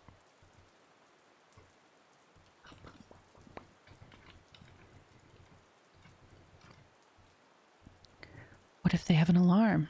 I told you, we're going to get out of here too fast for that to matter. I don't know. Something feels off. Hey, nothing's off, okay? It's what we're doing. Remember what the book said? Good writers borrow, great writers steal. You want to be a great writer? Yeah, are you sure? Because you don't sound sure. I want to be a great writer. You want to be a great writer? Yes, I want to be a great writer. I want to be a legend. Damn right, we're both going to be legends. Kurok, Burroughs, Bukowski. They probably stole all kinds of stuff too. Bret Easton Ellis probably stole Rob's places. Liquor stores, probably. Who knows? Probably. I pictured maybe banks. The point is, we never hear about any of it. Right. Ready? Let's do it.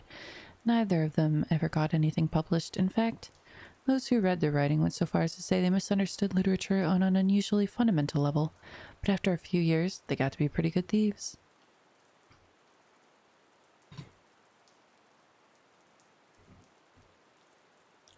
Okay. Let's see, what other copypastas do I have?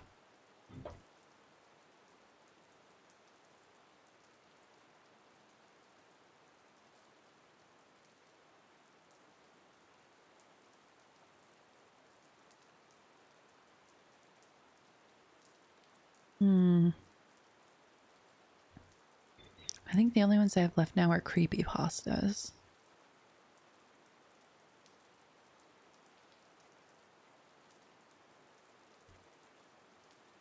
Double check. Okay, all I have left are creepypastas. That's okay. I think we're going to move on to the creepypasta segment, and then that's probably going to be it. So, if you get spooked easily, it might not be the time to listen.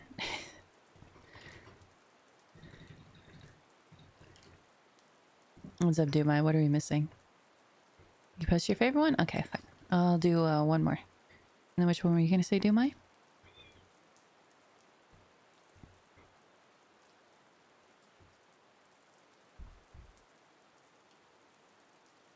Some kind of repetitive but hypnotic background music. That's what we have the rain for. Oh, for the or do you mean for the creepypasta segment? I wonder if there's like maybe YouTube like creepypasta music.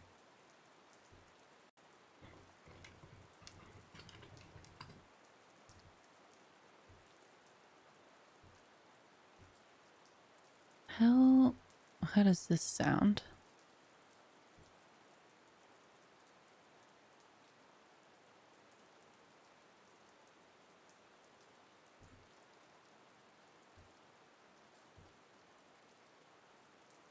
This might work. Let me see what else is there.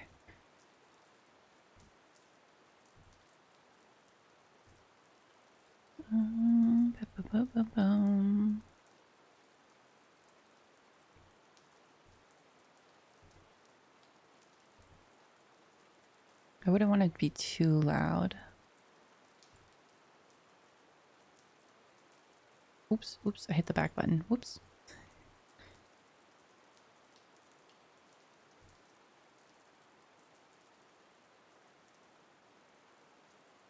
Might not be creepy enough. I think this one was pretty good. So I will play this one when we get to that. Bum, bum, bum, bum. Alright, alright, alright. Okay, it's gonna take a minute. Oh, I see. It's the rematch. Okay. Alright. Okay. In the aftermath of an athletic humiliation on unprecedented scale, a loss to a tortoise in a foot race so staggering that his tormentors teased it would not only live on in the record books, but would transcend sport itself and be taught to children around the world in textbooks and bedtime stories for centuries.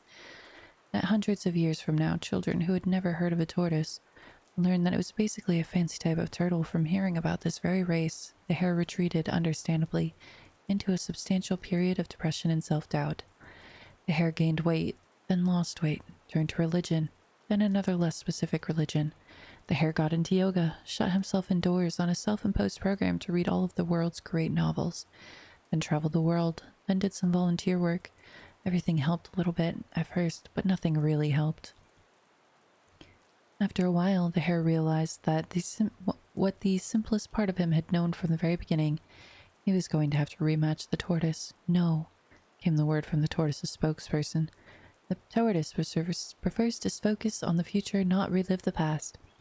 The tortoise is focused full-time on inspiring a new generation with the lessons of dedication and persistence through his popular speaking tours and his charitable work with the slow and steady foundation. The smugness and sanctimony of the tortoise's response infuriated the hare. The lessons of dedication and persistence. Had everyone forgotten that the hare had taken 6 naps throughout the race, unequivocally guaranteeing victory to anyone? A horse, a dog, a worm, a leaf, depending on the wind. Anyone lucky enough to be matched against this hare at this reckless, perspectiveless, and now forever lost peak phase of his career, an offensive period of his own life that had been obsessed about and tried in vain to forgive himself for ever since. How could anyone think the tortoise was relevant to any of this? A minor detail of the race, known to few but obsessives, of which there were plenty, was there had been a gnat clinging to the leg of the tortoise throughout the entire contest. Was this gnat, too, worthy of being celebrated as a hero, full of counterlogical lessons and nonsensical insight like, right place, right time takes down the talent of its prime? Or, hang on to a tortoise's leg, who knows where it will lead? No, the lesson of this story has nothing to do with the tortoise, thought the hare, and everything to do with the hare. How he had let himself become so intoxicated with the aspects of his talent that were rare, and that he had neglected the much more common aspects of his character that also, it so happened, were more important. Things like always doing your best and never taking success for granted, and keeping enough pride burning inside to fuel your success, but not much to burn it down. No, the hare knew these things. Now that it was too late, or was it? What was that last lesson? Slow and steady. The hare started running again, every day. Even though there was no race planned, he ran a mile every morning, then 2, then 10. Before long, he added an afternoon run into his training routine, a slower one with a different goal in mind. On this run, he made a point to start a conversation with everyone he came across. Boy, I sure would love to race that tortoise again someday. You think anyone would watch it, though? Then he would shrug it off and jog along to the next stranger. Hey, what do you think would happen if I raced that tortoise again? You think I'd win this time? Or do you think pride would get the better of me all over again? Then he'd shrug off and run off again at a provocatively medium pace. Slowly, steadily, anticipation built for a tortoise hare rematch. After a while, it became all that anyone could talk about, and eventually the questions made their way to the tortoise. No, said the tortoise. But this time, his no just led to more questions. No now or no ever? Would he ever rematch the hare? If so, when and under what conditions? If not, why? Could he at least say maybe? No, said the tortoise again. Never. They kept asking, and he kept saying no, until eventually everyone gave up and stopped asking. And that's when the tortoise, sad and dizzy at having all this attention given to him and then taken away, impulsively said, Yes, okay, I bet I can beat this hare again. Yes, I'm undefeated against the hare, thought the tortoise. Actually, I'm 1-0. I'm undefeated in my entire racing career. So how do you win a race? Slow and steady. That's what they say, right? Well, I invented slow and steady. This is good. This will be good. One time could have been a fluke. Twice, there will be no question. The race was set in 10 days' time. The tortoise set out to replicate what seemed to have worked the first time, which was nothing in particular. Simple diet, some walking around, a little of this, a little of that. He didn't want to overthink it. He was going to mainly just focus on being slow and steady. The hare trained like no one had ever trained for anything. He ran 15 miles every morning, and 15 every afternoon. He watched tapes of his old races. He slept 8 hours every night, which is practically unheard of for a hare. And he did it all under a wall taped full of the mean, vicious things everyone had said about him in all the years since the legendary race had ruined his life. On the last day of the race, the tortoise and the hare met at the starting line and shared a brief, private conversation as their whole world watched.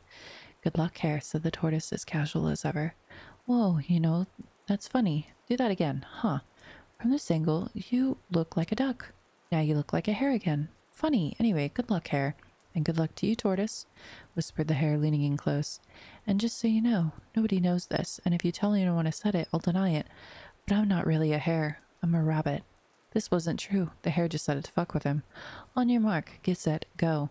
There was a loud bang, and the tortoise and hare both took off from the starting line. Never in the history of competition, athletic or otherwise, human or otherwise, mythical or otherwise, has anyone ever kicked anyone's ass by the order of magnitude that the hare kicked the ass of that goddamn fucking tortoise that afternoon. Within seconds, the hare was in the lead by hundreds of yards.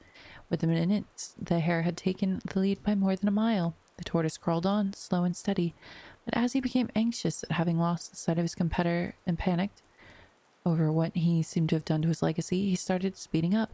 Less slow, less steady, but it hardly mattered. Before long, less than 20 minutes after the 7-mile race had begun, word worked its way back to the beginning of the race that the hare had not only won the contest, and had not only recorded a time that was a personal best, but had also set world records not only for all hares, but also for all leopards, and indeed all mammals under 20 pounds. When news reached the tortoise, still essentially under the banner of the starting line, he fainted. Oh, now he's napping? Isn't that rich? Heckled a nearby goat, drunk on radish wine. Those who didn't know the context, who hadn't heard about the first race, never realized what was so important about this one. The tortoise raced a hare, and the hare won. Okay. They didn't understand the story, so they didn't repeat it, and it never became known. But those who were there for both contests knew what was so special and what they had witnessed.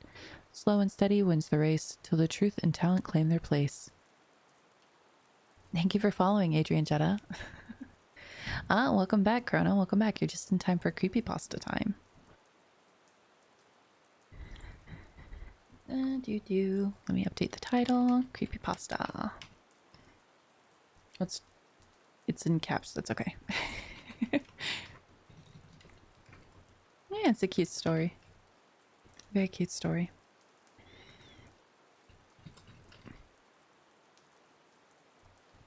I think I have 2 creepypastas to read. Let me see. Oh no, I have 3. You have 3. Let me pull up the other one.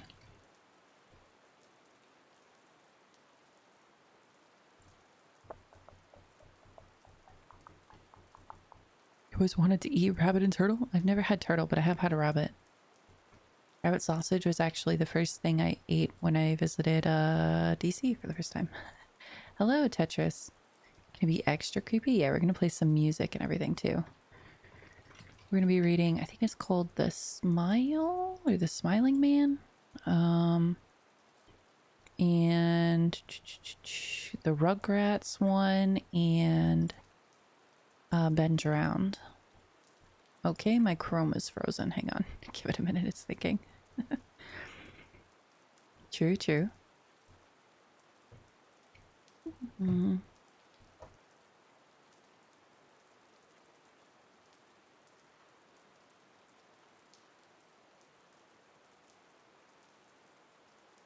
Okay. I think I have to open a new I think I have to open a new tab. One sec. That one works. Okay. Pedro. Text. I don't know why my Google search isn't working right now. It's weird. Let me open a different Chrome tab. Been drowned. What the heck? Why can't I can't search anything? My internet's still stable, right? Okay, yeah, my bitrate's stable. Okay. In that case, I'm gonna go to the restroom really quick, and then we'll pick this back up. I'll go to the restroom and give my Chrome a minute to, I don't know, I think it's life over. And decide if it wants to have kids or not. I don't know. Yeah, I don't know. It's weird. It says like not, it's not Googling for some reason. All right, I'll be right back.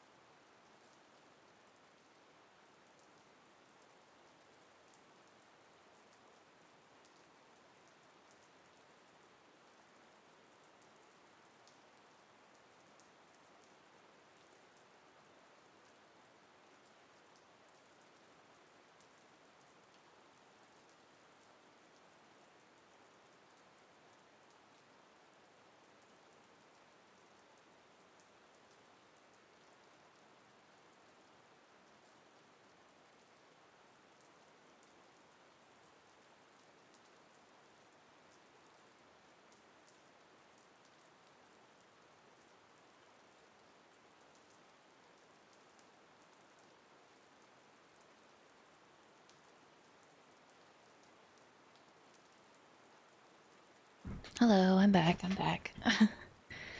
Welcome in, Creed, and welcome, Actual Lizard. How are you? I am back from the restroom. Okay.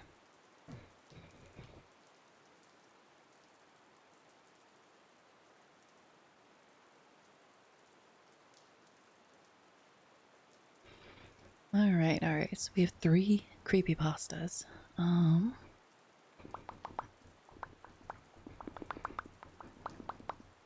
Oh yeah, I need to do the music first, right?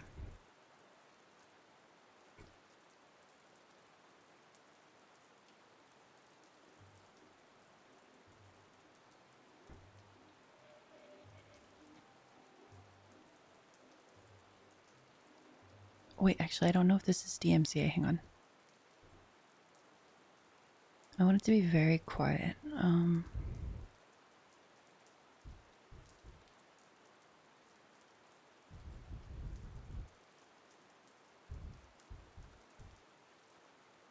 I think that should be probably loud enough. Okay, yeah, we'll do that. Thank you, Creed. Thank you.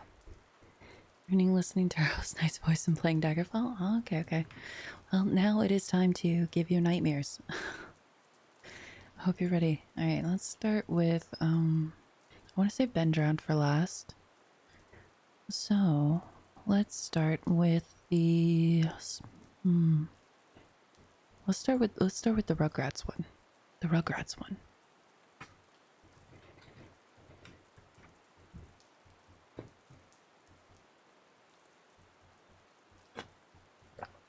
Red Eyes? Is that a good one? I don't know that one. Hang on. I'd be down though. Creepypasta. Oh, my Chrome still won't let me Google things, so I have to pull it up on my phone. Oh, visually. I could go demon mode. There we go. Demon mode. I think that fits. We could do demon mode for this.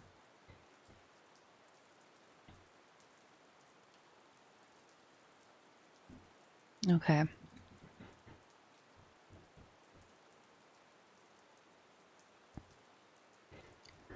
The Rugrats were really a figment of Angelica's demonic and unimaginable imagination. Chucky died in 1986 along with his mother. That's why Chaz is a nervous wreck all the time. Tommy was born in 1988, but he was a stillborn. That's why Stu is constantly in the basement making toys for the son who never had a chance to live. The DeVilles had an abortion in 1990. Angelica couldn't figure out whether it would be a boy or a girl, thus creating the twins. As for All Grown Up, the teenage Angelica became addicted to various narcotics, which further aggravated her schizophrenia, bringing her back to her childhood and thus her creations she obsessed over. Because of time lapse between the present and the last time she interacted with her creations, she made them older. Angelica was constantly taking hits of acid, so she would never have to live with her creations who were her only company. In a judgmental world, Angelica's mom actually died of a heroin overdose in 1982, just after Angelica was born. And Drew, in his depression, married a gold-digging whore that Angelica idolized because she fooled herself into thinking it was her real mom, but always had a concept of her mom, Cynthia. Now let me turn down the music a little bit. Okay.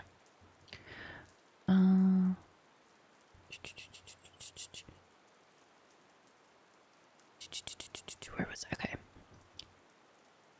It was her real mom, but always had a concept of her mom, Cynthia, and took a Barbie doll and made it after her mom's image, wearing an unwashed orange dress and having jacked up hair, which is why she was so attached to it.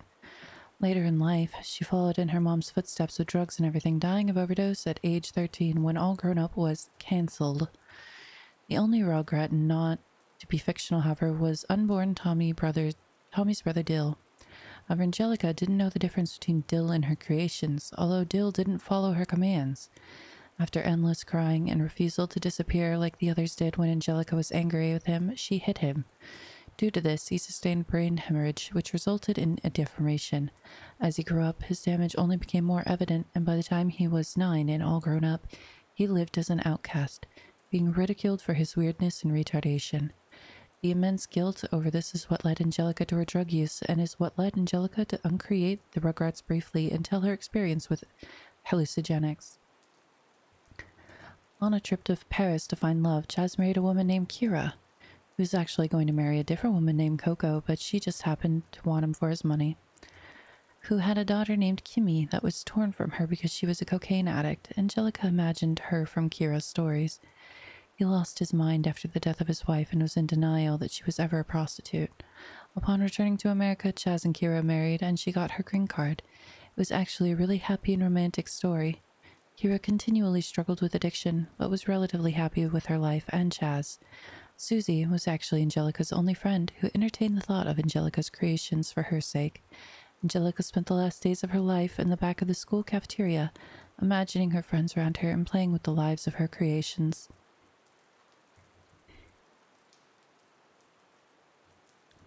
Alright. Oh, he's a smiling man. I think that's what it's called. Your childhood. Welcome, Craigs. Thank you for the follow. And welcome to the Reicruits.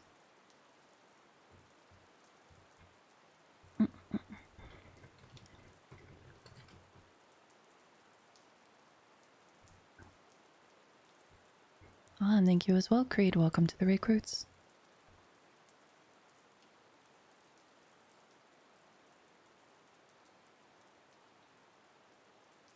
Okay. About 5 years ago, I lived downtown in a major city in the US. I've always been a night person, so I'd often find myself bored after my roommate, who was decidedly not a night person, went to sleep. To pass the time, I used to go for long walks and spend the time thinking. I spent 4 years like that, walking alone at night, and never once had a reason to feel afraid. I always used to joke with my roommate that even the drug dealers in the city were polite, but all of that changed in just a few minutes of one evening.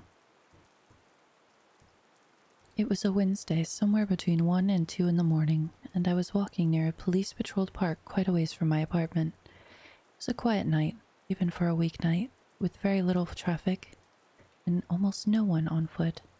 The park, as it was most nights, was completely empty. I turned down a short side street in order to loop back to my apartment when I first noticed him. At the far end of the street, on my side, was the silhouette of a man dancing. It was a strange dance, similar to a waltz, but he finished each box with an odd forward stride. I guess you could say he was dance-walking, headed straight for me. Deciding he was probably drunk,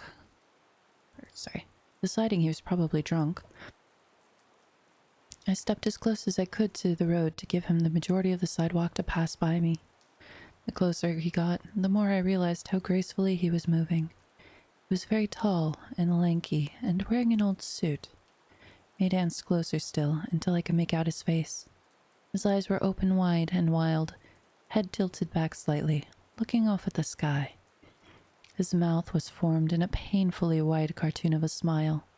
Between the eyes and the smile, I decided to cross the street before he danced any closer. I took my eyes off of him to cross the empty street. As I reached the other side, I glanced back, and then stopped, dead in my tracks. He had stopped dancing, and was standing with one foot in the street, perfectly parallel to me. He was facing me, but still looking skyward, a smile still on his lips. I was completely and utterly unnerved by this. I started walking again. I kept my eyes on the man. He didn't move. Once I had put about half a block between us, I turned away from him for a moment to watch the sidewalk in front of me. The street and sidewalk ahead of me were completely empty. Still unnerved, I looked back to where he had been standing to find him gone. For the briefest of moments, I felt relieved until I noticed him. He had crossed the street and was now slightly crouched down. I couldn't tell for sure due to the distance and the shadows, but I was certain he was facing me. I had looked away from him for no more than 10 seconds, so it was clear he had moved fast. I was so shocked that I stood there for some time, staring at him, and then he started moving toward me again. He took giant, exaggerated, tiptoed steps, as if he were a cartoon character sneaking up on someone, except he was moving very, very quickly. I'd like to say at this point I ran or pulled away or pulled out my pepper spray or my cell phone or anything at all, but I didn't. I just stood there, completely frozen as the smiling man crept towards me. And then he stopped again, about a car length away from me, still smiling his smile, still looking to the sky. When I finally found my voice, I blurted out the first thing that came to mind.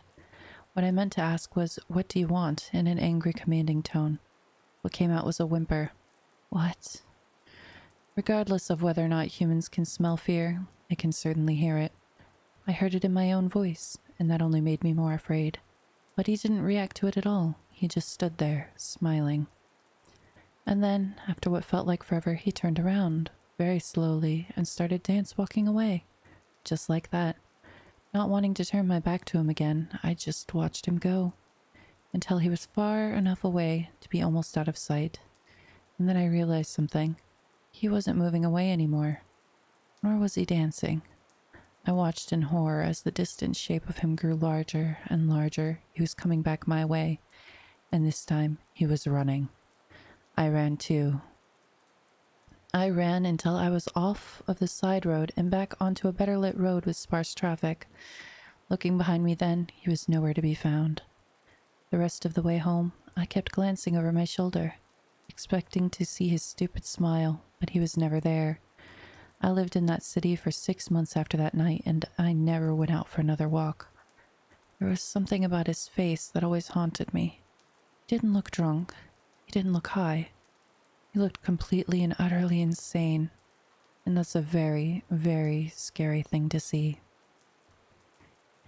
Thank you for the follow, Tetris. Thank you, thank you. Alright, so our last one is going to be Ben Drowned. Again, I just got even worse. I hated walking at night when I lived in New York. Truly awful. I swear I was followed so many times. But one thing you don't do, you don't sneak up on an interior design student. You know why? There's a good chance that they have a solid chunk of stone in their backpack. Anyway, that's true. Yeah. Yeah, I constantly had like just a giant chunk of marble in my bag. There was one time in particular where I did grab it because I was just so freaked out. But I'm pretty grateful that the DC area is actually, despite being an area that's supposed to be very crime riddled, it feels pretty safe walking outside when it's pretty late at night. I remember when I was coming home from a concert one day, I was just singing on the streets as I walked home. I probably scared the shit out of someone.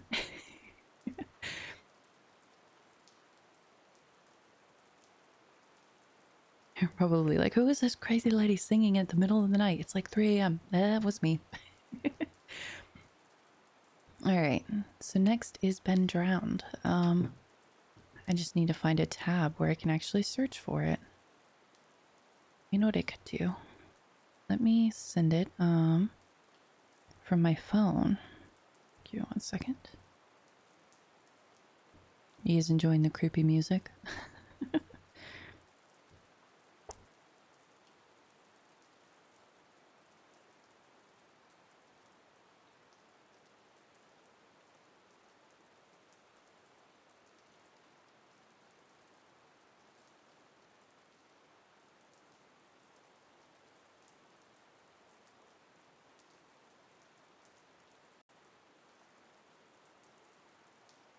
Really setting the mood? Okay, that's good. This thing is so long. Yeah, like, I don't know what's wrong with my Chrome. I can't search anything. Let me search like sparkly rainbows and see if that showed up. No, I don't know. What is going on with my Google? You know what I could do? Let me use Firefox.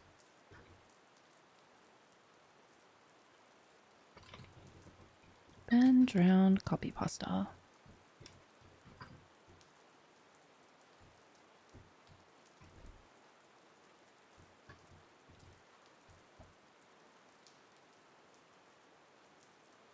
Can I set this to loop? I don't know if I can. Well, hopefully it lasts long enough.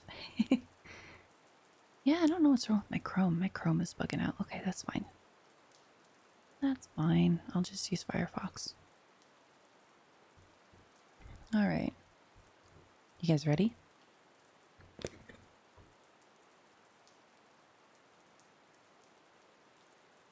Hey, someone was calling you from behind trying to catch up with you.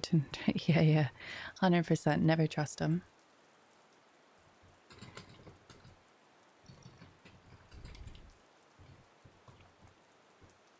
I'm also the type of person who, I don't know why, but everybody asks me for directions, and I am the worst person to ask for directions. I get lost trying to get home. So past 1 a.m. Oof, yeah, I definitely would have booked it.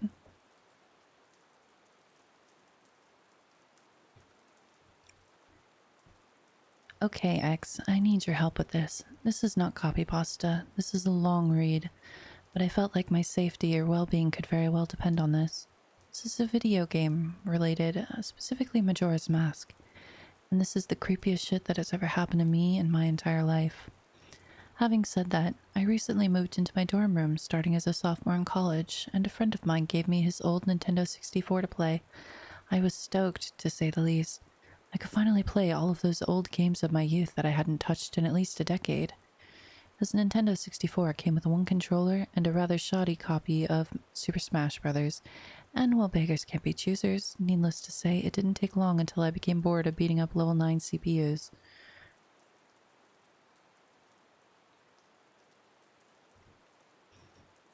That weekend, I decided to drive around a few neighborhoods, about 20 minutes or so off campus, hitting up the local garage sales, hoping to score some good deals from ignorant parents. I ended up picking up a copy of Pokemon Stadium, GoldenEye, fuck yeah, F-Zero, and 2 other controllers for $2. Satisfied, I began to drive out of the neighborhood when one last house caught my attention. I still have no idea why it did. There were no cars there, and only one table was set up with random junk on it. But something sort of drew me there. I usually trust my gut on these things, so I got out of the car and I was greeted by an old man. His outward appearance was, for the lack of a better word, displeasing. It was odd. If you asked me to tell you why I thought he was displeasing, I couldn't really pinpoint anything. There was just something about him that put me on edge. I can't explain it. All I can tell you is that if it wasn't in the middle of the afternoon and there were other people within shouting distance, I would not have even thought of approaching this man. He flashed a crooked smile at me and asked what I was looking for, and immediately I noticed that he must be blind in one of his eyes. His right eye had that glazed-over look about it. I forced myself to look to his left eye instead, trying not to offend, and asked him if he had any old video games. I was already wondering what I could politely excuse myself from the situation when he would tell me that he had no idea what a video game was, but to my surprise, he said he had a few ones in an old box. He assured me he'd be back in a jiffy and turned to head back into the garage. As I watched him hobble away, I couldn't help but notice what he was selling on his table. Littered across his table were rather peculiar paintings, various artworks that looked like ink blots that a psychiatrist might show you. Curious, I looked through them. It was obvious why no one was visiting this guy's garage sale. These weren't exactly aesthetically pleasing. As I came to the last one, for some reason, it looked almost like Majora's Mask. The same heart-shaped body, with little spikes protruding outward. Initially, I just thought that since I was secretly hoping to find the game at these garage sales, some Freudian bullshit was projecting itself into the ink blots. But given the events that happened afterward, I'm not so sure now. I should have asked the man about it. I wish I had asked the man about it. After staring at the Majora-shaped blot, I looked up to the man and was suddenly there. Was like, let me redo that. After staring at the Majora-shaped blot, I looked up and the old man was suddenly there again, arm's length in front of me, smiling at me. I'll admit I jumped out of reflex and I laughed nervously as he handed me a Nintendo 64 cartridge. It was a standard gray color, except that someone had written Majora on it in black permanent marker. I got butterflies in my stomach as I realized what a coincidence this was and asked him how much he wanted for it. The old man smiled at me and told me that I could have it for free, that it used to belong to a kid who was about my age that didn't live here anymore. There was something weird about how the man phrased that, but I didn't really pay any attention to then. I was too caught up in not only finding this game, but getting it for free. I reminded myself to be a bit skeptical since this looked like a pretty shady cartridge and there was no guarantee it would work. But then the optimist inside me interjected that maybe it was some kind of beta version or pirated version of the game, and that was all I needed to be back on Cloud 9. I thanked the man, and the man smiled at me and wished me well, saying, "Goodbye then." At least, that's what it sounded like to me. All the way in the car ride home, I had a nagging doubt that the man had said something else. My fears were confirmed when I booted up the game. To my surprise, it worked just fine. And there was only one save file, simply named Ben. "Goodbye, Ben," he was saying. "Goodbye, Ben." I felt bad for the man, obviously a grandparent and obviously going senile, and I, for some reason or another, reminded him of his grandson Ben.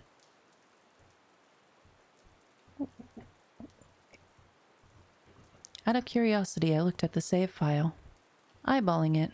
Hang on, sorry. Out of curiosity, I looked at the save file. Eyeballing it, I could tell that he was pretty far in the game. He had almost all of the masks and 3/4 remains of the bosses. I noticed he had used an owl statue to save his game. He was on day 3, and by the Stone Tower Temple, with hardly an hour left before the moon would crash. I remember thinking that it was a shame that he had come so close to beating the game, but he never finished it. I made a new file named Link out of tradition and started the game, ready to relive my childhood. For such a shady-looking cartridge, I was impressed by how smoothly it ran. Literally just like a retail copy of the game, save for a few minor hiccups here and there, like textures being where they shouldn't be, random flashes of cutscenes at odd intervals, but nothing too bad. However, the only thing that was a little unnerving was that at times the NPCs would call me Link, and at other times they would call me Ben. I figured it was just a bug, a fluke in the programming causing our files to get mixed up or something. It did kind of creep me out, though, after a while, and it was around after I had beaten the Woodfall Temple that I regrettably went into the save files and deleted Ben. I had intended to preserve the file just out of respect for the game's original owner. It's not like I needed 2 files anyway. Hoping that that would solve the problem. It did, and it didn't. Now NPCs wouldn't call me anything. Where my name should have been in the dialogue, there was just a blank space. My save file was still called Link, though. Frustrated, and with the homework to do, I put the game down for a day. I started playing the game again last night, getting the lens of truth and working my way towards completing the Snowhead Temple. Now, some of you more hardcore Majora's Mask players know about the 4th day glitch. For those who don't, you can Google it, but the gist of it is that right as the clock is about to hit, on the final day, you talk to the astronomer and look through the telescope. If you time it right, the countdown disappears and you essentially have another day to finish whatever you were doing. Deciding to do the glitch to try and finish the Snowhead Temple, I happened to get it right on the first try, and the timer at the bottom disappeared. However, when I pressed B to exit the telescope, instead of being greeted by the astronomer, I found myself in the Majora boss fight room at the end of the game, the trippy boxed-in arena, staring at Skull Kid hovering above me. There was no sound, just him floating in the air above me, and the background music, which was regular for the area, but still creepy. Immediately my palms began to sweat. This was definitely not normal. Skull Kid never appeared here. I tried moving around the area, and no matter where I went, Skull Kid would always be facing me, looking at me, not saying anything.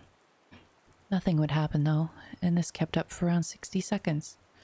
I thought the game had bugged or something, but I was beginning to doubt that very much. I was about to reach for the reset button when the text appeared on my screen. "You're not sure why, but you apparently had a reservation." I instantly recognized that text. You get that message when you get to the room key from Anju at the Stockpot Inn, but why was it playing here? I refused to entertain the notion that it was almost as if the game was trying to communicate with me. I started to navigate the room again, testing to see if that was some sort of trigger that enabled me to interact with something here. Then I realized how stupid I was. To even think that someone could reprogram the game like this was absurd. Sure enough, 15 seconds later, another message appeared on the screen, and again, like the first one, it was already a pre-existing phrase. Go to the lair of the temple's boss, yes or no? I paused for a second, contemplating what I should press and how the game would react, when I realized that I couldn't select no. Taking a deep breath, I pressed yes, and the screen faded to white with the words "Dawn of a New Day," with the subtext beneath it, where I was ported to, filled me with the most intense sense of dread and impending fear I had ever experienced. The only way I can describe the way I felt here is having this feeling of inexplicable depression on a profound scale. I'm normally not a depressed person, but the way I felt here was a feeling that I didn't even know existed. It was such a twisted, powerful presence that seemed to wash over me. I appeared in some kind of weird Twilight Zone version of Clocktown. I walked out of the clock tower, as you normally do when you start from day one, only to find that all of the inhabitants were gone. Usually, with the fourth day glitch, you could still find the guards and the dog that runs around outside the tower. This time, they were all gone. What replaced them was the ominous feeling that there was something out there, in the same area as me, and that it was watching me. I had 4 hearts to my name, and the hero's bell. But at this point, I wasn't even considering for my avatar. I felt that I personally was in some kind of danger. Perhaps the most chilling thing was the music. It was the song of healing, ripped straight from the game itself, but played in reverse. The music would get louder, building up so as if you should expect something to pop out at you. But nothing ever did. The constant loop began to wear on my mental state. Every now and then I would hear the faint laugh of the happy mask salesman in the background. Just quiet enough that I wasn't sure if I was just hearing things, but just loud enough to keep me determined to find him. I looked in all 4 zones of Clocktown only to find nothing. No one. Textures were missing. West Clocktown had me walking on air. The entire area felt broken. Hopelessly broken. As the reverse song of healing repeated for what must have been the 50th time, I just remember standing in the middle of the South Clocktown realizing that I had never felt so alone in a video game before. As I walked through the ghost town, I don't know whether it was the combination of the out-of-place textures and the atmosphere and the haunting melody of the once peaceful and soothing song being butchered and distorted, but I was literally on the verge of tears and I had no idea why. I hardly ever cry. Something had gripped me here in this powerful sense of depression that was both foreign and crippling. I tried leaving Clocktown, but every time I attempted to zone out, the screen would fade to black and I would just zone into another part of Clocktown. I tried playing my ocarina. I wanted to escape and I did not want to be here. But every time I played the Song of Time or Song of Soaring, it would only say, "Your notes echo far, but nothing happens." By this point, it was obvious the game didn't want me to leave, but I had no idea why it was keeping me here. I didn't want to go inside the buildings. I felt that I would be too vulnerable there to whatever I was terrified of. I don't know why, but I came upon the idea that maybe if I drowned myself at the laundry pool, I could spawn somewhere else and leave this place. As I zoned in and ran towards the pool, that's when it happened. Link grabbed his head, and the screen flashed for a brief moment of the happy mask salesman smiling at me. Not Link. Me, with Skull Kid's scream playing in the background. And when the screen returned, I was staring at the Link statue from playing the Song of Elegy of Emptiness. I screamed as the thing just stared back at me with that haunting facial expression. I turned around and ran out and back into the South Clocktown, and to my horror, the fucking statue followed me in the only way I can compare. This is like the weeping angels from Doctor Who. Every so often, at random intervals, the animation would play of the statue appearing behind me. It's like the thing was chasing me, or I don't even want to fucking say it, haunting me. By this point, I was on the verge of hysterics, but not even once did the thought of turning off the console occur to me. I don't know why. I was so wrapped up in it. The terror felt all so real. I tried to shake the statue, but it would literally appear right behind me every single time. Link started to begin to make weird animations I'd never seen him do before.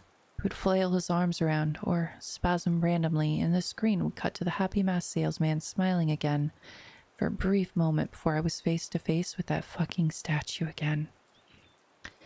I ended up running into the sword master's dojo and ran to the back. I don't know why, but in my panic I just wanted some kind of assurance that I'm not alone here. To my dismay, I found no one, but as I turned to leave, the statue cornered me in the cubby in the back. I tried attacking the statue with my sword, but to no avail. Confused and backed into a corner, I just stared at the statue, waiting for it to kill me. Suddenly, the screen flashed again to the happy mask salesman, and Link turned to face my screen, standing upright, mirroring the statue, looking at me along with his copy, literally staring at me. Whatever was left of the fourth wall was completely shattered while I ran out of the dojo terrified. Suddenly the game warped me to an underground tunnel, and the reverse song of healing queued up again, as I was given a brief moment of rest before the statue started appearing behind me again, this time aggressively. I could only take a few steps before it would summon behind me again. I hurriedly made my way out of the tunnel and appeared in southern Clocktown. As I ran aimlessly in a sheer panic, suddenly a re-dead screamed and the screen faded to black as dawn of a new day, and appeared again. The screen faded in and I was standing on top of Clock Tower with Skull Kid hovering over me again, silent. I looked up and the moon was back, looming just meters above my head, but the Skull Kid just stared at me hauntingly with that fucking mask. A new song was playing. A Stone Tower Temple theme played in reverse. In some sort of desperate attempt, I equipped my bow and fired off a shot at the Skull Kid, and it actually hit him, and he played an animation of him reeling back. I fired again, and on the third arrow, a text box appeared saying, "That won't do you any good. Hee hee." And I was picked up off the ground, levitated upwards on my back, and then Link screamed as he burst into flames, instantly killing him. I jumped when this happened. I had never seen this move used by anyone in the game, and the Skull Kid himself didn't have any moves. As the death scream played, my lifeless body still burning, Skull Kid laughed and the screen faded to black, only to have me reappear in the same place. I decided to charge him, but the same thing happened. Link's body was lifted off the ground by some unknown force, and he immediately burst into flames again, killing him. This time, during the death screen, the faint sounds of the reverse song of healing could be heard. On my third and final try, I noticed there was no music playing this time. That all there was an eerie silence. I remembered that in the original encounter with the Skull Kid, you were supposed to use the ocarina to either travel back in time or summon the giants. I attempted to play the Song of Time, but before I could hit the last note, Link's body once again horrifically exploded into flames and he died. As the death screen neared its end, it began to chug, as if the cartridge was trying to process a lot of something. When the screen came to, it was the same scene as the first 3 times, except this time, Link was lying on the ground dead in a position I had never seen in the game before, his head tilted towards the camera, with the Skull Kid floating above him. I couldn't move, I couldn't press any buttons. All I could do is just stare at Link's dead body. After around 30 seconds of this, the game simply fades out with the message, "You've met with a terrible fate, haven't you?" before kicking you out of the title screen. Upon getting back to the title screen and starting again, I noticed my save file was no longer there. Instead of Link, it was replaced with Your Turn. Your Turn had 3 hearts, 0 masks, and no items. I selected Your Turn, and immediately when I did, I was returned to the Clock Tower rooftop scene of my Link dead, and the Skull Kid hovering over, the Skull Kid's laughing looping again and again. I quickly hit the reset button, and when the game booted up again, there was one more save file added below Your Turn, entitled Ben. Ben's save file was right back where it was before. I deleted it. At the stone temple tower with the moon almost crashing. I turned the game off at that point. I'm not superstitious, but this is way too fucked up even for me. I haven't played it at all today. Hell, I didn't even get any sleep last night. I kept hearing the reverse song of healing music in my head and just remembering the sense of dread I felt exploring Clocktown. I drove back to the old man's house today to ask him some questions with a buddy of mine. No way was I going there alone, only to find out that there's a for sale sign in the front yard. And when I rang the door, no one was home. So I'm back here writing down the rest of my thoughts and recording what happened. Sorry if some of this has grammatical errors and whatnot. I'm running on no sleep here. I'm terrified of this game. Even more so now that I relived it the second time writing this all down. But I feel like there's still more to it than meets the eye, and that there's something calling for me to investigate this further. I think Ben is something in this equation, but I don't know what. And if I could get a hold of the old man, then I would be able to get some answers. I need another day or so to recuperate before tackling this game again. It's already taken a toll on my sanity, I feel like. But next time I do this, I'm going to be recording all of my footage all the way through. The idea to record only came to me towards the end, so you see the last few minutes of what I saw, including Skull Kid and the Elegy statue. But it's on YouTube here. I'm going to stay in this thread for a little while longer before I fall asleep to answer any questions you guys might have, or hopefully listen to your ideas or theories to help me shed a light into this, or maybe things I should try to do. I think I'm going to play Ben's file tomorrow to see what happens. Maybe I was supposed to do that all along. I don't believe in paranormal shit, but this is a little fucked up. But maybe this Ben guy is just a really good hacker programmer. I don't want to think about the alternatives if he isn't. That's the end of the copy-paste. I'm hoping that maybe this is some kind of running gag the developers had, and that other people have gotten the gag or hacked copies of the game like this. This just really scares me. Hang on, let me change the music. I don't know about the circus music.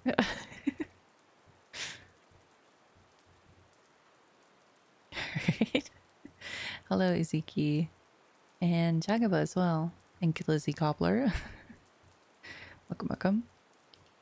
This is the first creepypasta you ever read? Okay. Well, we're going to move on to post 2.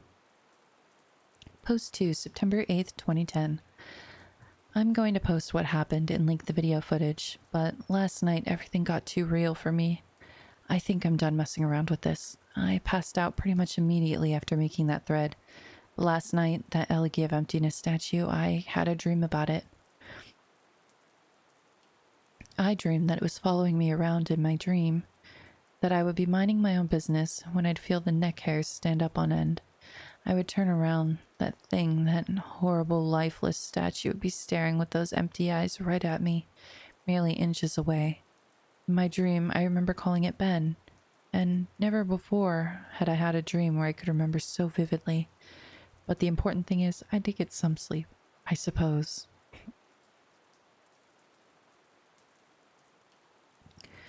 Today, putting off playing the game for as long as I could, I drove back up to that neighborhood to see if the old man came back. As I expected, the car was still gone and no one was home. As I was walking back to my car, the man next door mowing the grass killed the power to his lawnmower and asked me if I was looking for someone. I told him that I was looking to talk to the old man that lived there, to which he told me that what I already knew, he was moving. Trying a different avenue, I asked if the old man had any family or relatives I could talk to. I discovered that this old man had never been married, nor did he have any children or grandchildren through adoption. Starting to become worried, I asked one final question, one that I should have asked from the beginning. Who was Ben? The man's expression turned grim, and I learned that 4 doors down, around 8 years ago on April 23rd, the man informed me that it was the same day as his anniversary. That's how he knew the specific date. There was an accident with a young boy named Ben in the neighborhood. Shortly after his parents moved, and despite any further attempts to talk to the man to get more information, he wouldn't divulge anything else. I went back and started playing again. I loaded up the game and immediately I jumped at the title screen for Where the Mass Flies By. The sound that played was not the normal whoosh sound. It was something much more high-pitched. I pressed start, bracing for the worst, but just like 2 nights ago, the files Your Turn and Ben were displayed. Truth be told, I looked at Ben file earlier. It seemed to fluctuate between displaying the save al and not.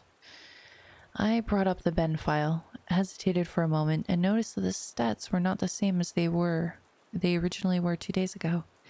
It seemed like he had already completed the stone temple tower this time. Summoning my courage, I selected it. Immediately, I was thrust into complete chaos. Sure enough, I was outside Stone Tower Temple. But that's about all that was expected. The zone itself wasn't called Stone Tower Temple, but rather Stone. and immediately a dialogue box of complete gibberish that I couldn't make out greeted me. Link's body was distorted. His back was cocked violently to the side, where his posture was permanently disfigured. Link's expression was dull, almost monotonous. He had an expression on his face that I didn't recognize before. It was a blank look, as if he was dead. As Link stood there, his body spasmed irregularly back and forth. I examined what had become of my avatar and noticed I had a C button item I had never seen before. Some kind of note, but pressing it did nothing. Sounds played back and forth that I didn't recognize from the game, almost demonic in nature. And there was some kind of high-pitched yip or some kind of laugh or something playing in the background. I had all of 2 minutes to take in the environment before another one of those fucking elegy of emptiness statues was summoned, and immediately after, I was cut into the Dawn of the Day screen, except this time it was without the subtext. I was a Deku Scrub in Clocktown. The scene would normally play after the first time you travel back in time. Tata would say, "Well, what just happened? It's as if everything has..." But instead of saying "started over," she finished her remark in broken text as the laugh of the happy masked salesman played in the background. I was put back in control of my character, but from a fucked up camera angle. I was looking from behind the door to the clock tower, watching my avatar run around as a Deku Scrub. Seeing as how I really had no place to go because I couldn't see anything, I begrudgingly went inside the door. There, I was greeted by the happy masked salesman who simply told me, "You've met with a terrible fate, haven't you?" Before the screen widened out. I was in Termina Field as a human again. I might as well have not been playing the same game anymore. I was being warped around and there was no sign of a day clock or anything. I took a moment to get my bearings as I looked around the field, and immediately I could tell this was not normal. There were no enemies around, and a twisted version of the Happy Masked Salesman theme was playing. I decided to run towards Woodfall before I noticed a gathering of 3 figures off to the side, one of them being Epona. As I approached them, to my horror, I saw the Happy Masked Salesman, the Skull Kid, and the Elegy of Emptiness statue just standing there. I figured maybe they were bugged out, but by now I told myself that I should know better. Nevertheless, I approached them carefully and found that the Skull Kid was playing some kind of idle animation on loop. Same with Epona, and the Elegy of Emptiness statue was doing what it had been doing all along, just standing there eerily. It was the Happy Masked Salesman that scared me more profoundly than the other 2. He was too idle, wearing that shit-eating grin, but wherever I moved, his head slowly turned and followed me. I had not engaged in any dialogue with him, nor was I in combat with him, yet his head still moved to continue to follow my movements. Reminded me of my first encounter with the Skull Kid on top of the clock tower. I pulled out my ocarina, to which the game played the ding sound when you're supposed to play your ocarina, and tried a song I hadn't played yet, the Happy Masked Salesman's own song, and the song that had been playing on loop back in Day 4, the Song of Healing. I finished playing the song, and as I did, an ear-piercing shriek blasted on my TV.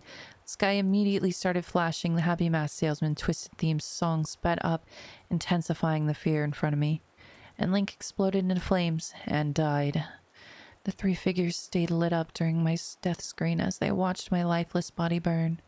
I can't describe to you how sudden and terrifying the transition from eerie to terror it is. You're going to have to watch the video if you want to see it firsthand. That same fear caused me to lose sleep 2 days ago. It started to grip me again as I was met with the text, "You've met with a horrible fate, haven't you?" For the 3rd time. There has to be some kind of meaning behind that. I had little time to ponder as I was immediately given another small cutscene of transforming into a Zora, and now I find myself in Great Temple Bay. Hesitant but curious to see what the game had in store for me, I slowly made my way towards the beach where I found Epona. I wondered why the game had decided to put her here. Was the game implying she was trying to get a drink? Unable to take the mask off, I decided that riding the steed wasn't the reason she was placed here. Suddenly, I realized that Epona kept neighing, and the way she was angled made it look like she was trying to signal a point to me off in the distance. It was a hunch, but I dove into Great Bay and started swimming. Sure enough, I almost missed it. I found something at the bottom of the ocean. One last Elegy of Emptiness statue. I went down to examine it, and suddenly my Zora started doing a choking animation I had never seen a Zora do before, which didn't even make sense because Zora can breathe underwater.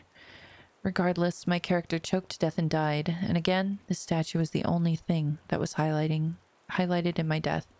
I didn't respawn this time. I was booted back to the main menu as if I had restarted the console.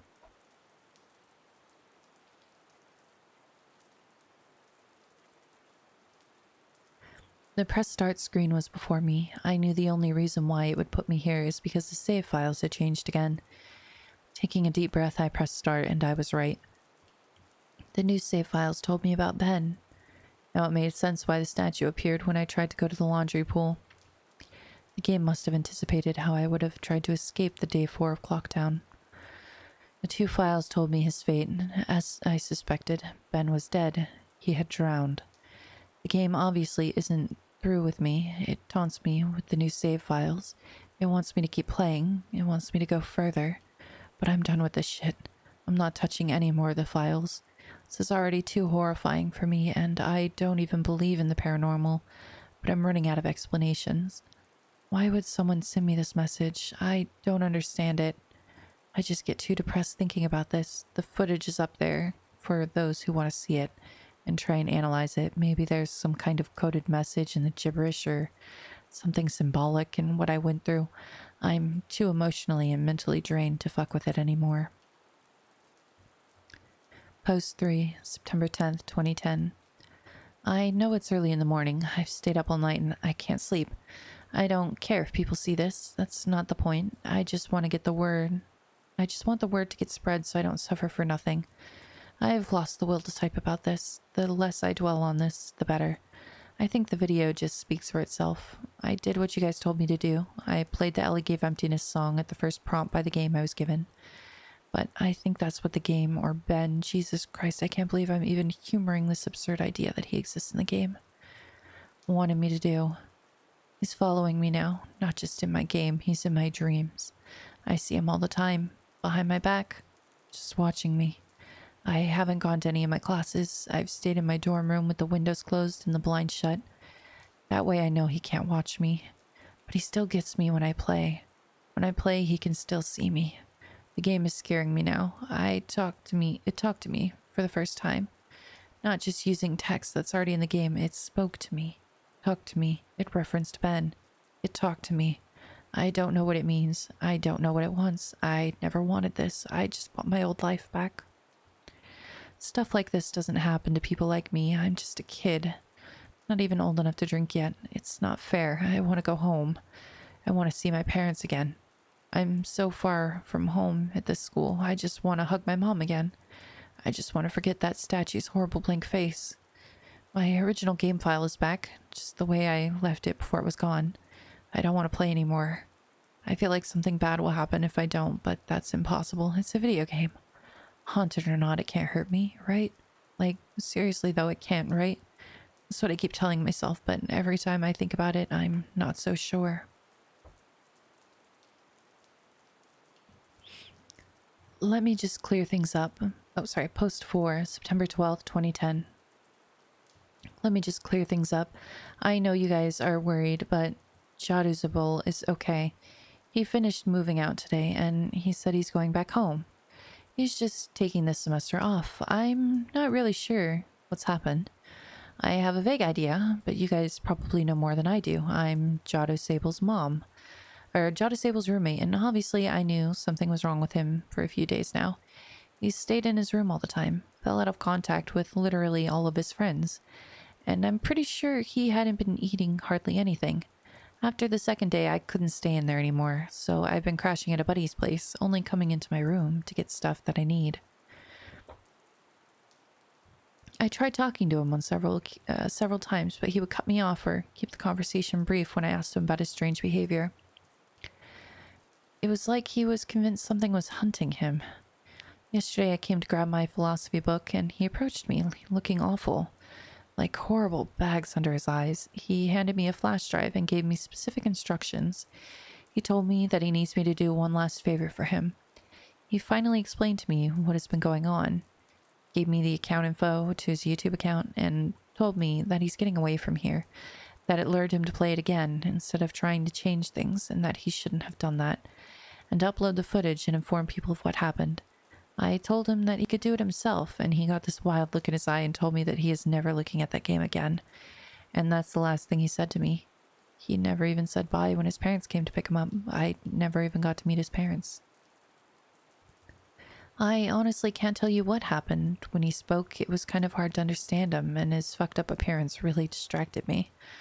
On the flash drive, there was the footage of the game last night, a text document with his name and password for YouTube, and a third document called thetruth.txt, containing what he told me were his notes that he'd taken. He told me that this meant everything to him, that I follow his instructions exactly. Normally I wouldn't be so to the letter for request over some fucking video game, but the way he spoke and the way he looked made me know that this was really serious, and I'm going to honor that. I've had this video since yesterday, but I'd have to have someone help me use Pinnacle. That's not really my forte. That after watching it, I had to go back through and look at his other videos on his YouTube account to realize what was going on. And even then, I'm really confused. The video I'm releasing tonight, the truth.txt, will be released on September 15th, just like he requested. I haven't dared to peek at it yet, so the first time I see it will be the first time you see it, out of respect to my friend. To answer your questions, no, I haven't tried calling him yet. I think I'll give him a call tomorrow to see if he's okay or not. He should have gotten back home by now. About the video. In this video, I cut straight to when he loaded the Ben file in the game. Looking back, I realized that JaDisable left save select screen in because it said different names sometimes, so my bad for that. But all it said this time was the same at the end of his last video, Link and Ben. Nothing different. I wasn't there when he played it, but it looks to me like in the beginning, when he first spawns, he's testing out his equipment or seeing what items he has or something, because apparently they've changed randomly before. Then, after that, I think the game just got too personal for him. Post 5, September 15, 2010. Hey guys, JaDisable here. This will be the last time that you'll be hearing from me, and this is my final gift to you. These are the notes that I have taken and the realizations I've made. Before I delve into this, I want to thank you for following me, and thank you for listening. It feels like the weight of a powerful burden is about to be lifted. By the time you read this, I won't be around anymore. But after spending 4 days with this maddening game, I have begun to understand what's really at play here. And hopefully after reading this, we can ensure that this will never happen again. There are things that I could not share with you while this was going on due to circumstances, which I'll explain. With Ben blocking any attempt I made to try and relay the truth to you, I tried, ever so subtly, to warn you guys in various ways. Amidst the chaos in my delirium, I devised a barely noticeable pattern in my videos. In all 5 videos I recorded over the 4 days, I have either had the Mask of Truth interacted with a Gossip Stone, or the Lens of Truth equipped at some point. For you Zelda enthusiasts, these are all symbols of honesty and trustworthiness, and I would hope that one of you may have picked up on the reference. As I played the file, which I would name Ben, being mindful of how Ben was watching over my every move in the game, I made a point to avoid doing anything too obvious, but I sent out a hidden message to you guys. I never equipped the Lens of Truth, nor the mask, nor visited a stone. It worked, and the video was uploaded. I prayed that someone would notice the pattern didn't apply to Ben. The tags followed suit too. I hope you guys paid attention to those as well. They were my little messages to you. Nothing big enough that would catch Ben's attention or make him suspect anything. With Ben manipulating and changing my files, I honestly hope that what you guys saw was close to what actually happened. But there is no way for me to know. This may be a long read. I don't have time to proofread or make all of my research petty, but here it all is. September 6, 2010. Oh, hey, that's my birthday. 11 p.m. Can't believe what happened. Not sure if this is some kind of elaborate hoax. Despite the fear, I can't help but be exceptionally curious about this. Who or what is the statue? Lots of questions here. I'm starting this document as a diary so I can keep track of everything. I'm typing up a summary of what happens so I can come back to it later. September 7th, 2010, 2:10 a.m. Summary was posted here. You can go back and look at my first post for day 4.wmv for that. 4:23 a.m. I can't sleep. I've been trying so hard, but the harder I try, I just get more restless. I just feel that the statue is appearing whenever I close my eyes. 8:20 a.m. Didn't sleep at all. Just going to start my day. I don't think I have the energy to go to class today. I'm going to drive back down to talk to that old man, taking my buddy Tyler with me just in case. 1:18 p.m. Back home now. No sign of the old man. Really weird that he appeared to be moving the next day, but maybe the for sale sign was up there yesterday and I just didn't notice it. Tyler wants to know what's got me all worked up. I didn't tell him. Going to eat. Feel like death. 3:46 p.m. Could have sworn driving back from Subway that I saw the Eleggy statue buried in some shrubbery staring at me as I went by. Now I definitely need sleep. 5 p.m. Don't think a lot of people would believe me if I told them about what's happening. I think I'm going to try posting this on the internet. I think I'll just use the summary. These notes are pretty sporadic. 6 p.m. Connected my capture card to my computer to upload the footage. Thought my computer froze for a second, made this strange popping sound when I hooked everything up. But now it seems to be working fine again. My computer can't die on me now. 7 p.m. Footage is finished uploading. The quality's a lot better than I thought it would be. Gee, guess this really is a special cartridge. I never had it come through this clear before. 8:45 p.m. Thought I saw an icon pop up on my desktop that looked like the statue's face for a split second. Gave me quite a scare. Getting really unnerved and delirious. I'm going to crash after this. 9 p.m. Begin uploading my YouTube video on an alternate account. 9:03 p.m. I don't remember having uploaded a Vampire Masquerade Bloodlines video last year. This was probably the account that I shared with a friend of mine last summer. I hope he doesn't mind me using it to upload this. 9:55 p.m. Posting my summary of day 4 with a link to the YouTube video. Going to try and stay awake, but I am so tired right now. September 8th, 2010, 10:48 a.m. I had a dream about the statue. I dreamed that it was following me in my dream, that I would be minding my own business when I'd feel my neck hairs stand up on end. I would turn around, that horrible lifeless statue would be staring with those empty eyes right at me, merely inches away. In my dream, I remember calling it Ben. A power of suggestion, most likely, and never before had I had a dream that I could remember so vividly. 11:21 a.m. I really don't want to play this game again. I think I'm going to go back and see if that old man's there instead. 1:35 p.m. No old man, but I had an interesting conversation with his neighbor. I'll post the full thing with my summary of tonight's attempt at playing the game. Going to wait for a bit, though, to see if I can't dig up any information on this Ben guy. 2:45 p.m. I've been getting random, inexplicable headaches due to the lack of sleep and keep hearing that song in my head. Also, it's flu season, so I need to be careful not to get sick. My immune system is going to be shit right now because of that all-nighter. 3 p.m. It's blank. 3:02 p.m. My computer just, on its own, opened up a text document and wrote the words hi and www.cleverbot.com by itself. What the fuck? 3:46 p.m. I went to the website. It's one of those bot chatting programs. I think it's best if I just let the conversation speak for itself. 9:10 conversation. User, hello. Cleverbot, hello. User, who is this and how are you able to control my computer? Cleverbot, who am I? User, right, forgot you're a bot. Cleverbot, do you really think that? User, listen, I know whoever's fucking with my computer can see my screen right now. Cleverbot, yes.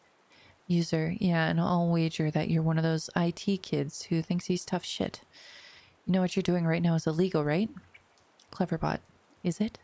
User, no shit, are you familiar with the terms invasion of privacy? Get the fuck off my computer, kid. Cleverbot, I am your computer. User, cool story. Anyway, I'm calling DPS. You picked a bad time to fuck with me, kid. Cleverbot, should I wait until you play the game then? User, what? Cleverbot, that game. User, Majora's Mask. Cleverbot, yes. User, How did you know about that? Cleverbot, because. User, because what? Cleverbot, I did it. User, did what? Cleverbot, I played with you. User, what the fuck? Cleverbot, were you scared? User, who the fuck is this? Cleverbot, Ben. User, the statue? You're inside my computer now? Cleverbot, yes. User, how? Cleverbot, you connected me. User, how the hell did I connect you? Cleverbot, cables and cords. User, how? Cleverbot, tell me about yourself. User, what? Cleverbot, tell me about yourself. User, what do you mean? Cleverbot, what is it that really scares you? User, what the fuck? Cleverbot, answer. User, no. Cleverbot, answer. User, what the fuck? How the fuck did you just open that by yourself? Cleverbot, I am your computer now. User, how much can you control? Cleverbot, all. User, what do you want from me? Cleverbot, to entertain. User, you're stuck inside there. You can't hurt me. Cleverbot, ha. User, question mark. Cleverbot, go play. User, no, you can't hurt me. Cleverbot, took you longer to type that. User, so? Cleverbot, you're not sure. Hang on. This is not creepy music. This is too calm. Alright, let's go back here. Okay. User, if you're so powerful, why use a ridiculous website like this to chat with me? Cleverbot, less messy, more structured. Fun. User, fun. Cleverbot, yes, tradition. I like it. User, you think it's funny? Cleverbot, amusing. User, and my notes? Cleverbot, you may write them down. User, why are you letting me? Cleverbot, it is amusing to see what you think of me. Window closes. 3:05 p.m. What have I done? I've invited it into my computer. I continue to write these notes, write my summaries. I feel like I'm a prisoner in my one place of security. I don't know. I don't know if I'm hallucinating or not. I feel like I'm fucking insane right now. I can feel it watching over me even as I type this. Ben is controlling everything in the game, toying with me, leading me like a sheep. But for what? What's the purpose? I know Ben drowned, but why these hauntings? What the fuck am I even doing? It can probably even see this right now. 4:35 p.m. Summary of the Ben.wmv playthrough. 7:18 p.m. Ben called me to Cleverbot again. He tells me that he's sorry and wants to be free, and that I can free him. That just like how he got on my computer from the capture card, he can spread, but he needs my help.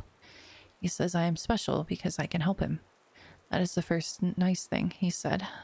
He promises to leave me alone if I do it. He swears he will. I don't know what to think right now. How can I even trust this thing?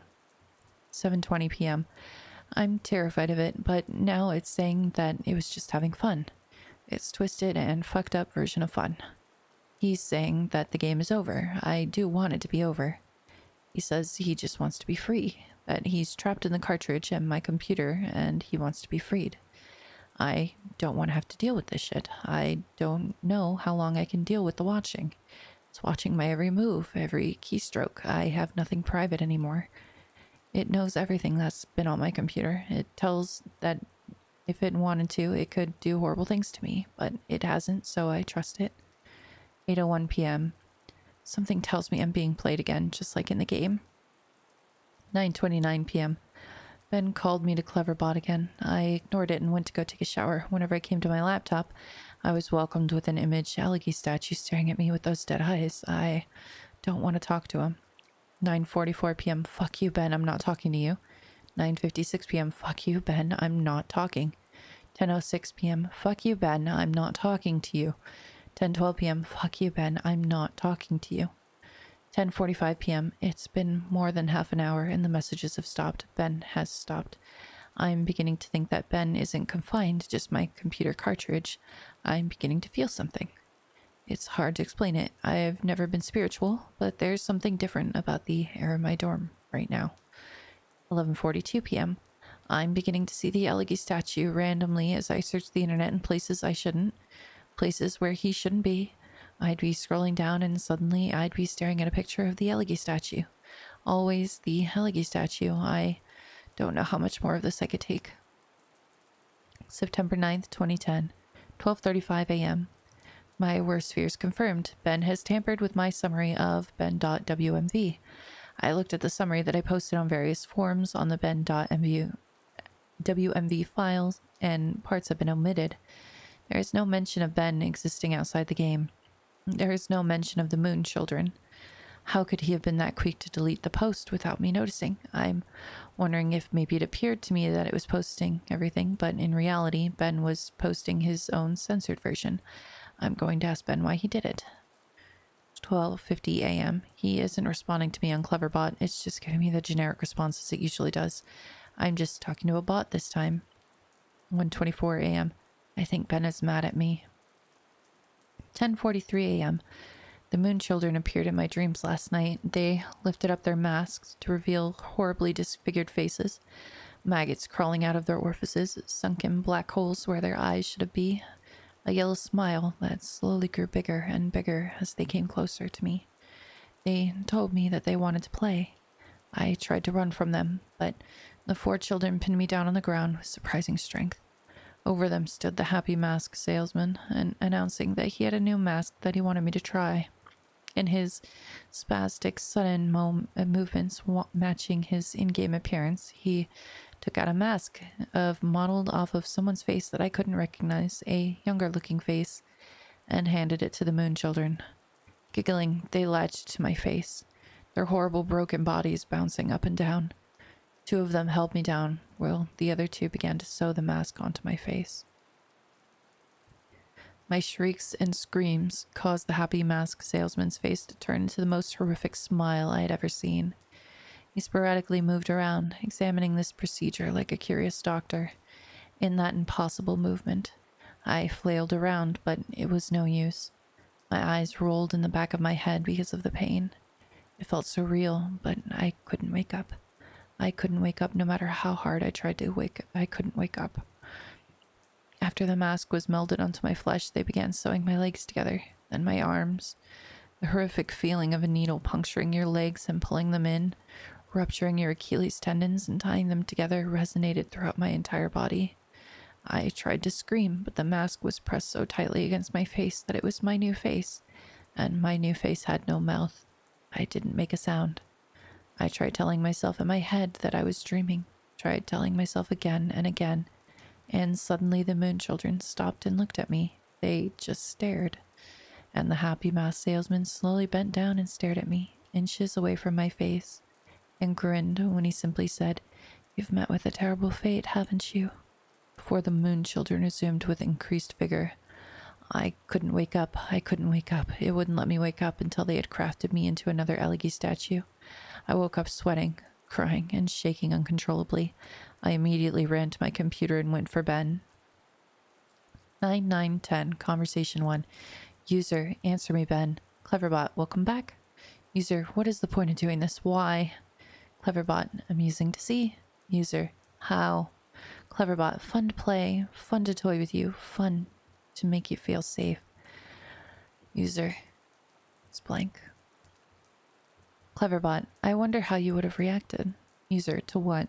Cleverbot, if I hadn't revealed myself and stayed hidden, only doing little things to play with you. Close out your windows, turn off your computer, move your mouse by itself, little things. Make you wonder if I am there, but you never know. Give you little hints that I am. Cleverbot, I wanted to do something different with you. User, you did this before? Cleverbot, yes, and I will do it again. User, to who? Ben? Cleverbot, User, did you know Ben? Cleverbot, won't tell you that information. User, how did Ben die? Cleverbot, you know. User, no, but how did he drown? Cleverbot, won't tell that to you. User, why? Cleverbot, it is reserved for another. User, who? Cleverbot, another who asks. User, when? Cleverbot, later. The window is closed. I'm beginning to think that this thing maybe isn't Ben at all. In its sadistic nature, I wouldn't be surprised if it took the boy's name after I killed him. 12:04 p.m. My room is beginning to feel different again. There's something out there. I feel really threatened. Like there is something that is trying to reach out to me and strangle me, but it can't quite get there. 12:46 p.m. I think Ben doesn't want to play with me anymore. I'll play again. I'll play the game again, Ben. Can you see this? I'll play the game again, please. Just stop this, please, please. 1:41 p.m. I'm going insane trying to decide what is real and what isn't. Is Ben just playing a trick on me, or is this for real? Is Ben generating these replies, or are people actually posting them? Did I just see that screen flicker, or was it my imagination? Imagine depending on the internet and not trusting your eyes for the rest of your life, and then being blinded. You can't rely on it anymore. You second guess everything. For the brief moments I am looking at my responses to the videos, people were pointing out things that looked fake or photoshopped or whatever, and there's literally no way for me to know if Ben changed something on purpose to try and shut me up, or if maybe those replies were just constructed by Ben to try and discourage me from even reaching out. See, I get fucking caught in an infinite mindfuck loop like this, and this is what has been wearing on my sanity and pushing me to the edge. As I'm writing this, there's no way of even telling if anyone even cares as much as I think they do. Just another fucking trick. Is this whole document even exist? Am I writing nothing? 9910 Conversation 2. User, what is it? What's the point of playing? I die whenever I do anything. Cleverbot, you die because you can't figure out the secret. User, what? Cleverbot, thematic. User, what the fuck are you talking about? Cleverbot, there, beauty in your suffering. The window closed. 4:09 p.m. Ben is making me play the game again. It tells me that it has something very important to show me. 6:23 p.m. Summary of the drowned.wmv playthrough. 9:09 p.m. Summary of children.wmv playthrough. 11:52 a.m.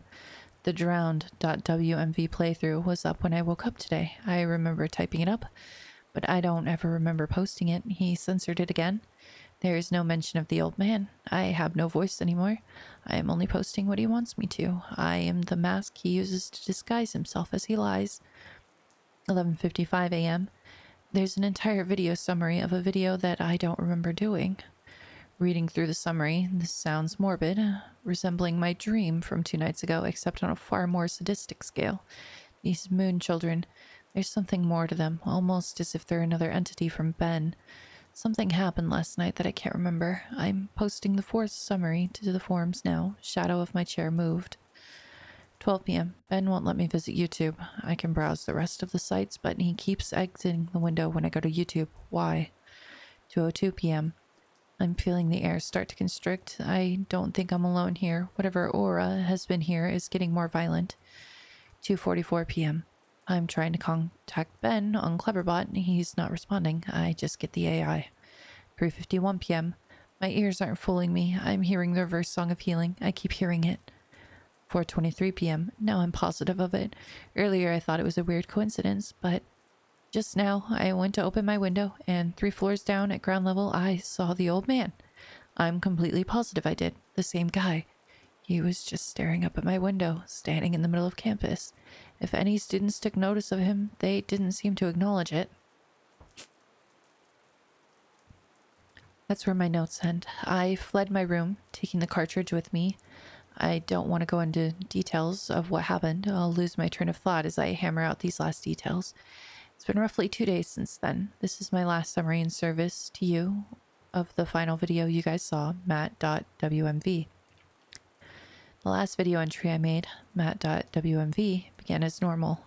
I was spawned in Clock Tower as usual, and nothing seemed to be out of place. Determined to set things right and play the Oath of Order on top of Clock Tower.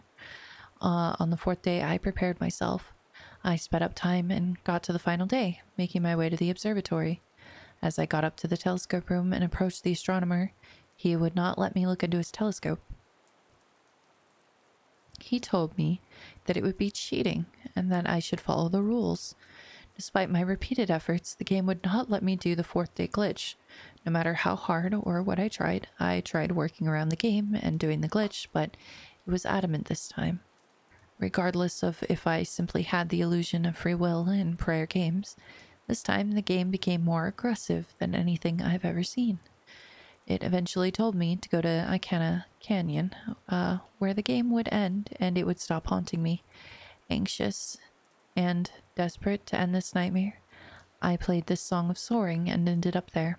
I was told to check my inventory, that I would find the answers there to end the game. I arrived at Iconic Canyon and saved my progress at the owl statue. As I searched through my inventory, I finally noticed that I was missing a reoccurring song, the Elegy of Emptiness. Obviously, once I traveled there and learned the song, I suppose that was the last thing it needed before Ben decided it had had enough fun playing with me. Ben is a manipulator. He tries to fool his victims into security and makes you drop your guard like a Venus flytrap. He ensnares them. I am nothing but a puppet to him. He enjoys seeing what kind of human emotions he can tap into by doing different things. There are still some things about this whole experience that don't make sense, but then again, I never was good at figuring out these kinds of things, and I'm not exactly in the right state of mind to. I'm giving you all of the pieces to the puzzle for you to analyze and piece together the missing links. I am typing these closing thoughts on the library computer on campus, and I've emailed myself the notes I have stored in my infected computer from the last 4 days. I'm then going to combine these copy-paste those notes with the closing openings that I've typed here on the safe public computer into one text document. I'm not taking any chances spreading Ben. I would not wish this horrible torment on anyone, and I've made sure to have my bases covered there. I didn't run into any problems with Ben when I was back on my computer trying to email myself the notes. Went right under his fucking nose. He has no idea what he just let me do. Had no problem opening the text document from my infected computer on my email either. I can't describe to you how it feels to finally be able to get the word out in this post. The nightmare ends here. That said, do not download any of my videos or anything about my videos through a YouTube video audio ripper, a screen grab, whatever. I don't know how he can spread, but I know that just watching them on YouTube and reading my text won't be able to allow him to spread. Otherwise, he wouldn't have needed my help in the first place. But I strongly recommend you do not take anything you see streaming online onto your own personal computer. This will be my last posting. I'm putting up on this forum here for the world. If you see any further posts from me after today's current date, September 12th, and after the current time, 12:08 a.m., discredit them.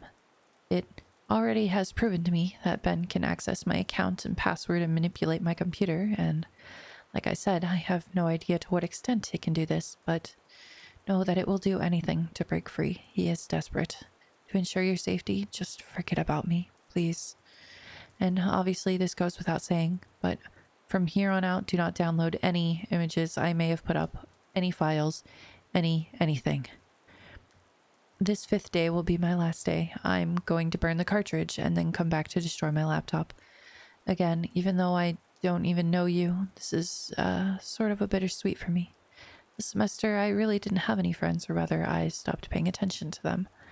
But I suppose that's partially to blame because I am the genius who picked to live in a single, I suppose, someone to get a hold of me and save me before I got too immersed into this game would have literally saved my life. However, it proved too much for me. I'm just glad it happened to me and I could get the warning out so that Ben dies here. Lastly, thank you for taking the time to open this and open yourselves up to me by hearing my story. Despite maybe not believing me, you didn't have to do that. Really, you shouldn't have. Your support this entire time has kept me going, and now I am finally free of this. Thanks again, Jada Sable. Oh boy. Oh, ja. Anyways, welcome back, Omachi, and thank you for the follow, El Rocky Mister. I'm trying to see if I missed anybody else as well. Hello, Hikisaka, and thank you for the follow, the Halcyon, and Miguel O'Hara. How did you feel when everybody was staring at your cake, Miguel? Just kidding. It was all over Twitter. I remember that when it first came out. Yeah, and hello, Iziki Midoriya. Yeah, welcome, guys. Welcome, guys. Oh, boy. I killed it? Okay, good. I'm glad you guys liked it. Good creepypasta. Oh, yeah. What time is it? 12 a.m.? Oh, auspicious time to end on. Majora's Mask is your favorite Zelda game? Ah, see, here's where I admit I never finished it because it was too scary for me. Fitting. 5 a.m. for you. I hope you'll have a great sleep after that. Right, spooky AF. Yeah, it was too scary for me. Something about the way that the masks, I don't know, like the masks and the moon and all that jazz. It was a scary game for a kid, okay? I might play it one day though. I did, my mom did beat it though. My mom beat it and she got every mask. Horror game stream? We've done one. We did, we played some FNAF and we tried, what was it? Layers of Fear before. I do want to do another one. I think the next one I will do with a heart rate monitor though. So yeah, my mom. My mom used to play the games. I used to help her by reading the books. Yeah, my mom played it. She doesn't play video games anymore. I tried to get her to play the newer Zelda, but I don't know. I think she's getting too old. Yeah, she collected everything. She like everything in the game. Yeah, I used to have to read the I used to read the guidebooks, like the physical guidebooks for my sister and my mom when they played it. So I've read like the guidebooks for, I think, Ocarina and Majora's Mask, but I never played through myself. Yeah. On the Switch? Yeah, I tried to get my mom to play on Switch. My mom has a Switch. I have a sister? Yeah, I have two. I have a younger sister and then I have an older half sister. And my older half sister has two kids. They are adorable. Absolutely adorable. The first one is named Lincoln, obviously after Link. And the other one is named Wesley. Lincoln is an adorable little boy. Wesley looks like an old man. Yeah, exactly, right? Very base. I'm pretty sure she named him Link after, Link. He also has like 5 names because it's Spanish side on her side. So he has like a billion names. Get her husband to agree to that? He's a nerd too. That's how. It's easy. It's matured behind. I had to say, dude, I'm telling you, Wesley, he looks like an old man. He's I don't know, that baby was born looking like he's 80 years old. He looks like a old mafia Italian man. I don't know. He's cute. It's cute. But Lincoln, oh my god, that kid is a looker. He's a cutie pie. You not name a kid after Link. I feel like Link is one that I would be okay with, but the majority of the time I would not go for like a video game name or anything. Yeah, he's definitely seen some stuff. Thank you for following, Grace Kamakiri. Thank you. Oh boy. I'm probably gonna watch the videos after this. I feel like I've watched or read it before, but I just don't remember it. So I'll probably watch the little WMVs or whatever, just to finish off my experience and give myself nightmares before I go to bed. I should go back to normal.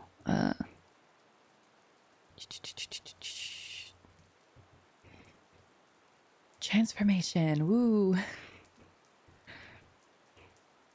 I hope you guys enjoyed this ASMR reading stream. I should turn off the creepypasta music. Hang on. Where's the creepypasta music? There it is. Okay. Yes, we're done with that. Oh boy. I mean, I think I read everything. Yeah, I think I read everything, so. Good assortment of random stuff. Yeah, agreed. I think I got some interesting stuff. Yeah, I think next time, we will read the B movie script. This is my first time doing ASMR. I do want to incorporate it more. I would like to do more real ASMR streams once, if I ever get like a 3DL, but since I don't have one, it's just kind of, I feel like script reading is easy to do without one. I do have a Yeti I could probably set up for some stuff, but I'd have to play around a lot with it first. I would like to incorporate it eventually, maybe like twice a month, or at least once a month. Yeah, I think next time we'll do the B movie script, which is so silly. And then after that, I might do like comforting scripts. I do have, so for my lore video, I hired a writer, to write a script for me. And then coincidentally, he wanted to try writing, ASMR scripts. So I'm having him draft up like 2 scripts for me, so that should be interesting. I do have a good voice for it. Thank you. Sound like a pearl? Aw, thank you. Thank you. Thank you for the follow, George. Thank you. Thank you. CMS. No, I have not watched it. I have not watched your hand-drawn remake of the B movie. VOD's gonna be on YouTube. Yeah, I'm planning to put it up on YouTube. There's a link to my regular channel down below. I might break it up into parts there. But I'll have the whole VOD will be on my VOD channel, which I think you can get to from my regular YouTube channel. I had a ghostwriter to write lore for me. Yeah. I can see, like, I had like a basic outline and everything, but I don't know. My degree isn't in right. I'm the type of person where I like to trust people who do this stuff for like a living, you know. So I think he's like written like a little light novel or whatever of his own. So, but what he wrote for the lore video is pretty good. Lore video script. So I'm just waiting for art to get done, and then I'll be able to actually like record it and release it and all that jazz. Oh, but it'll be fun once it's all done. It's just a cute little lore video. But yeah, so I hired them to write some ASMR scripts, just to, like, give it a try and see. It's something, should I put it like personalized to my character?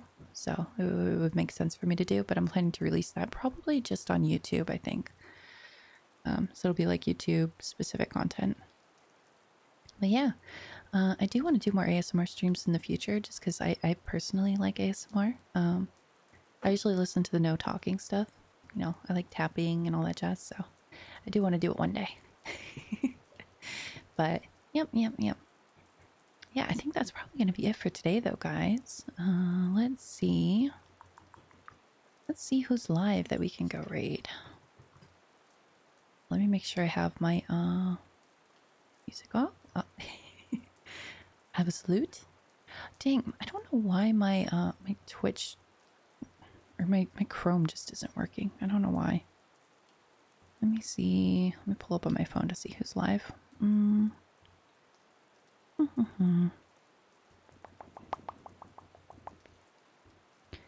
We can go to...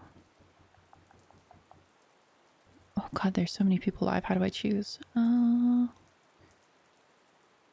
Let's do...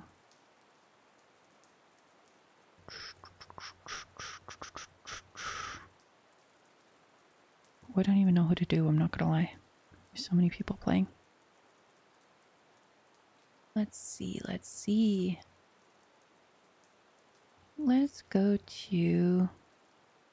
You guys like Fire Emblem? My audience likes Fire Emblem. Let's go to Keaton Ash. Lobotomy money?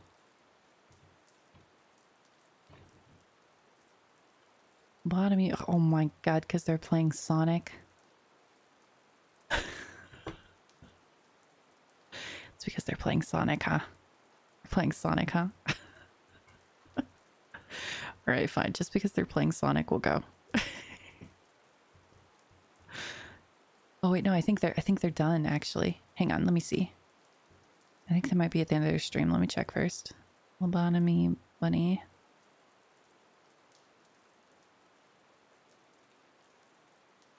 She live still? No, she ended. She just ended stream.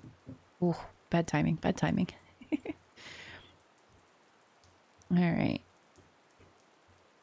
I don't want to send you guys to a stream that's over. Alright, so let's go to Keaton Ash. They're playing Fire Emblem. Alright, I hope you guys have a good night. Bye.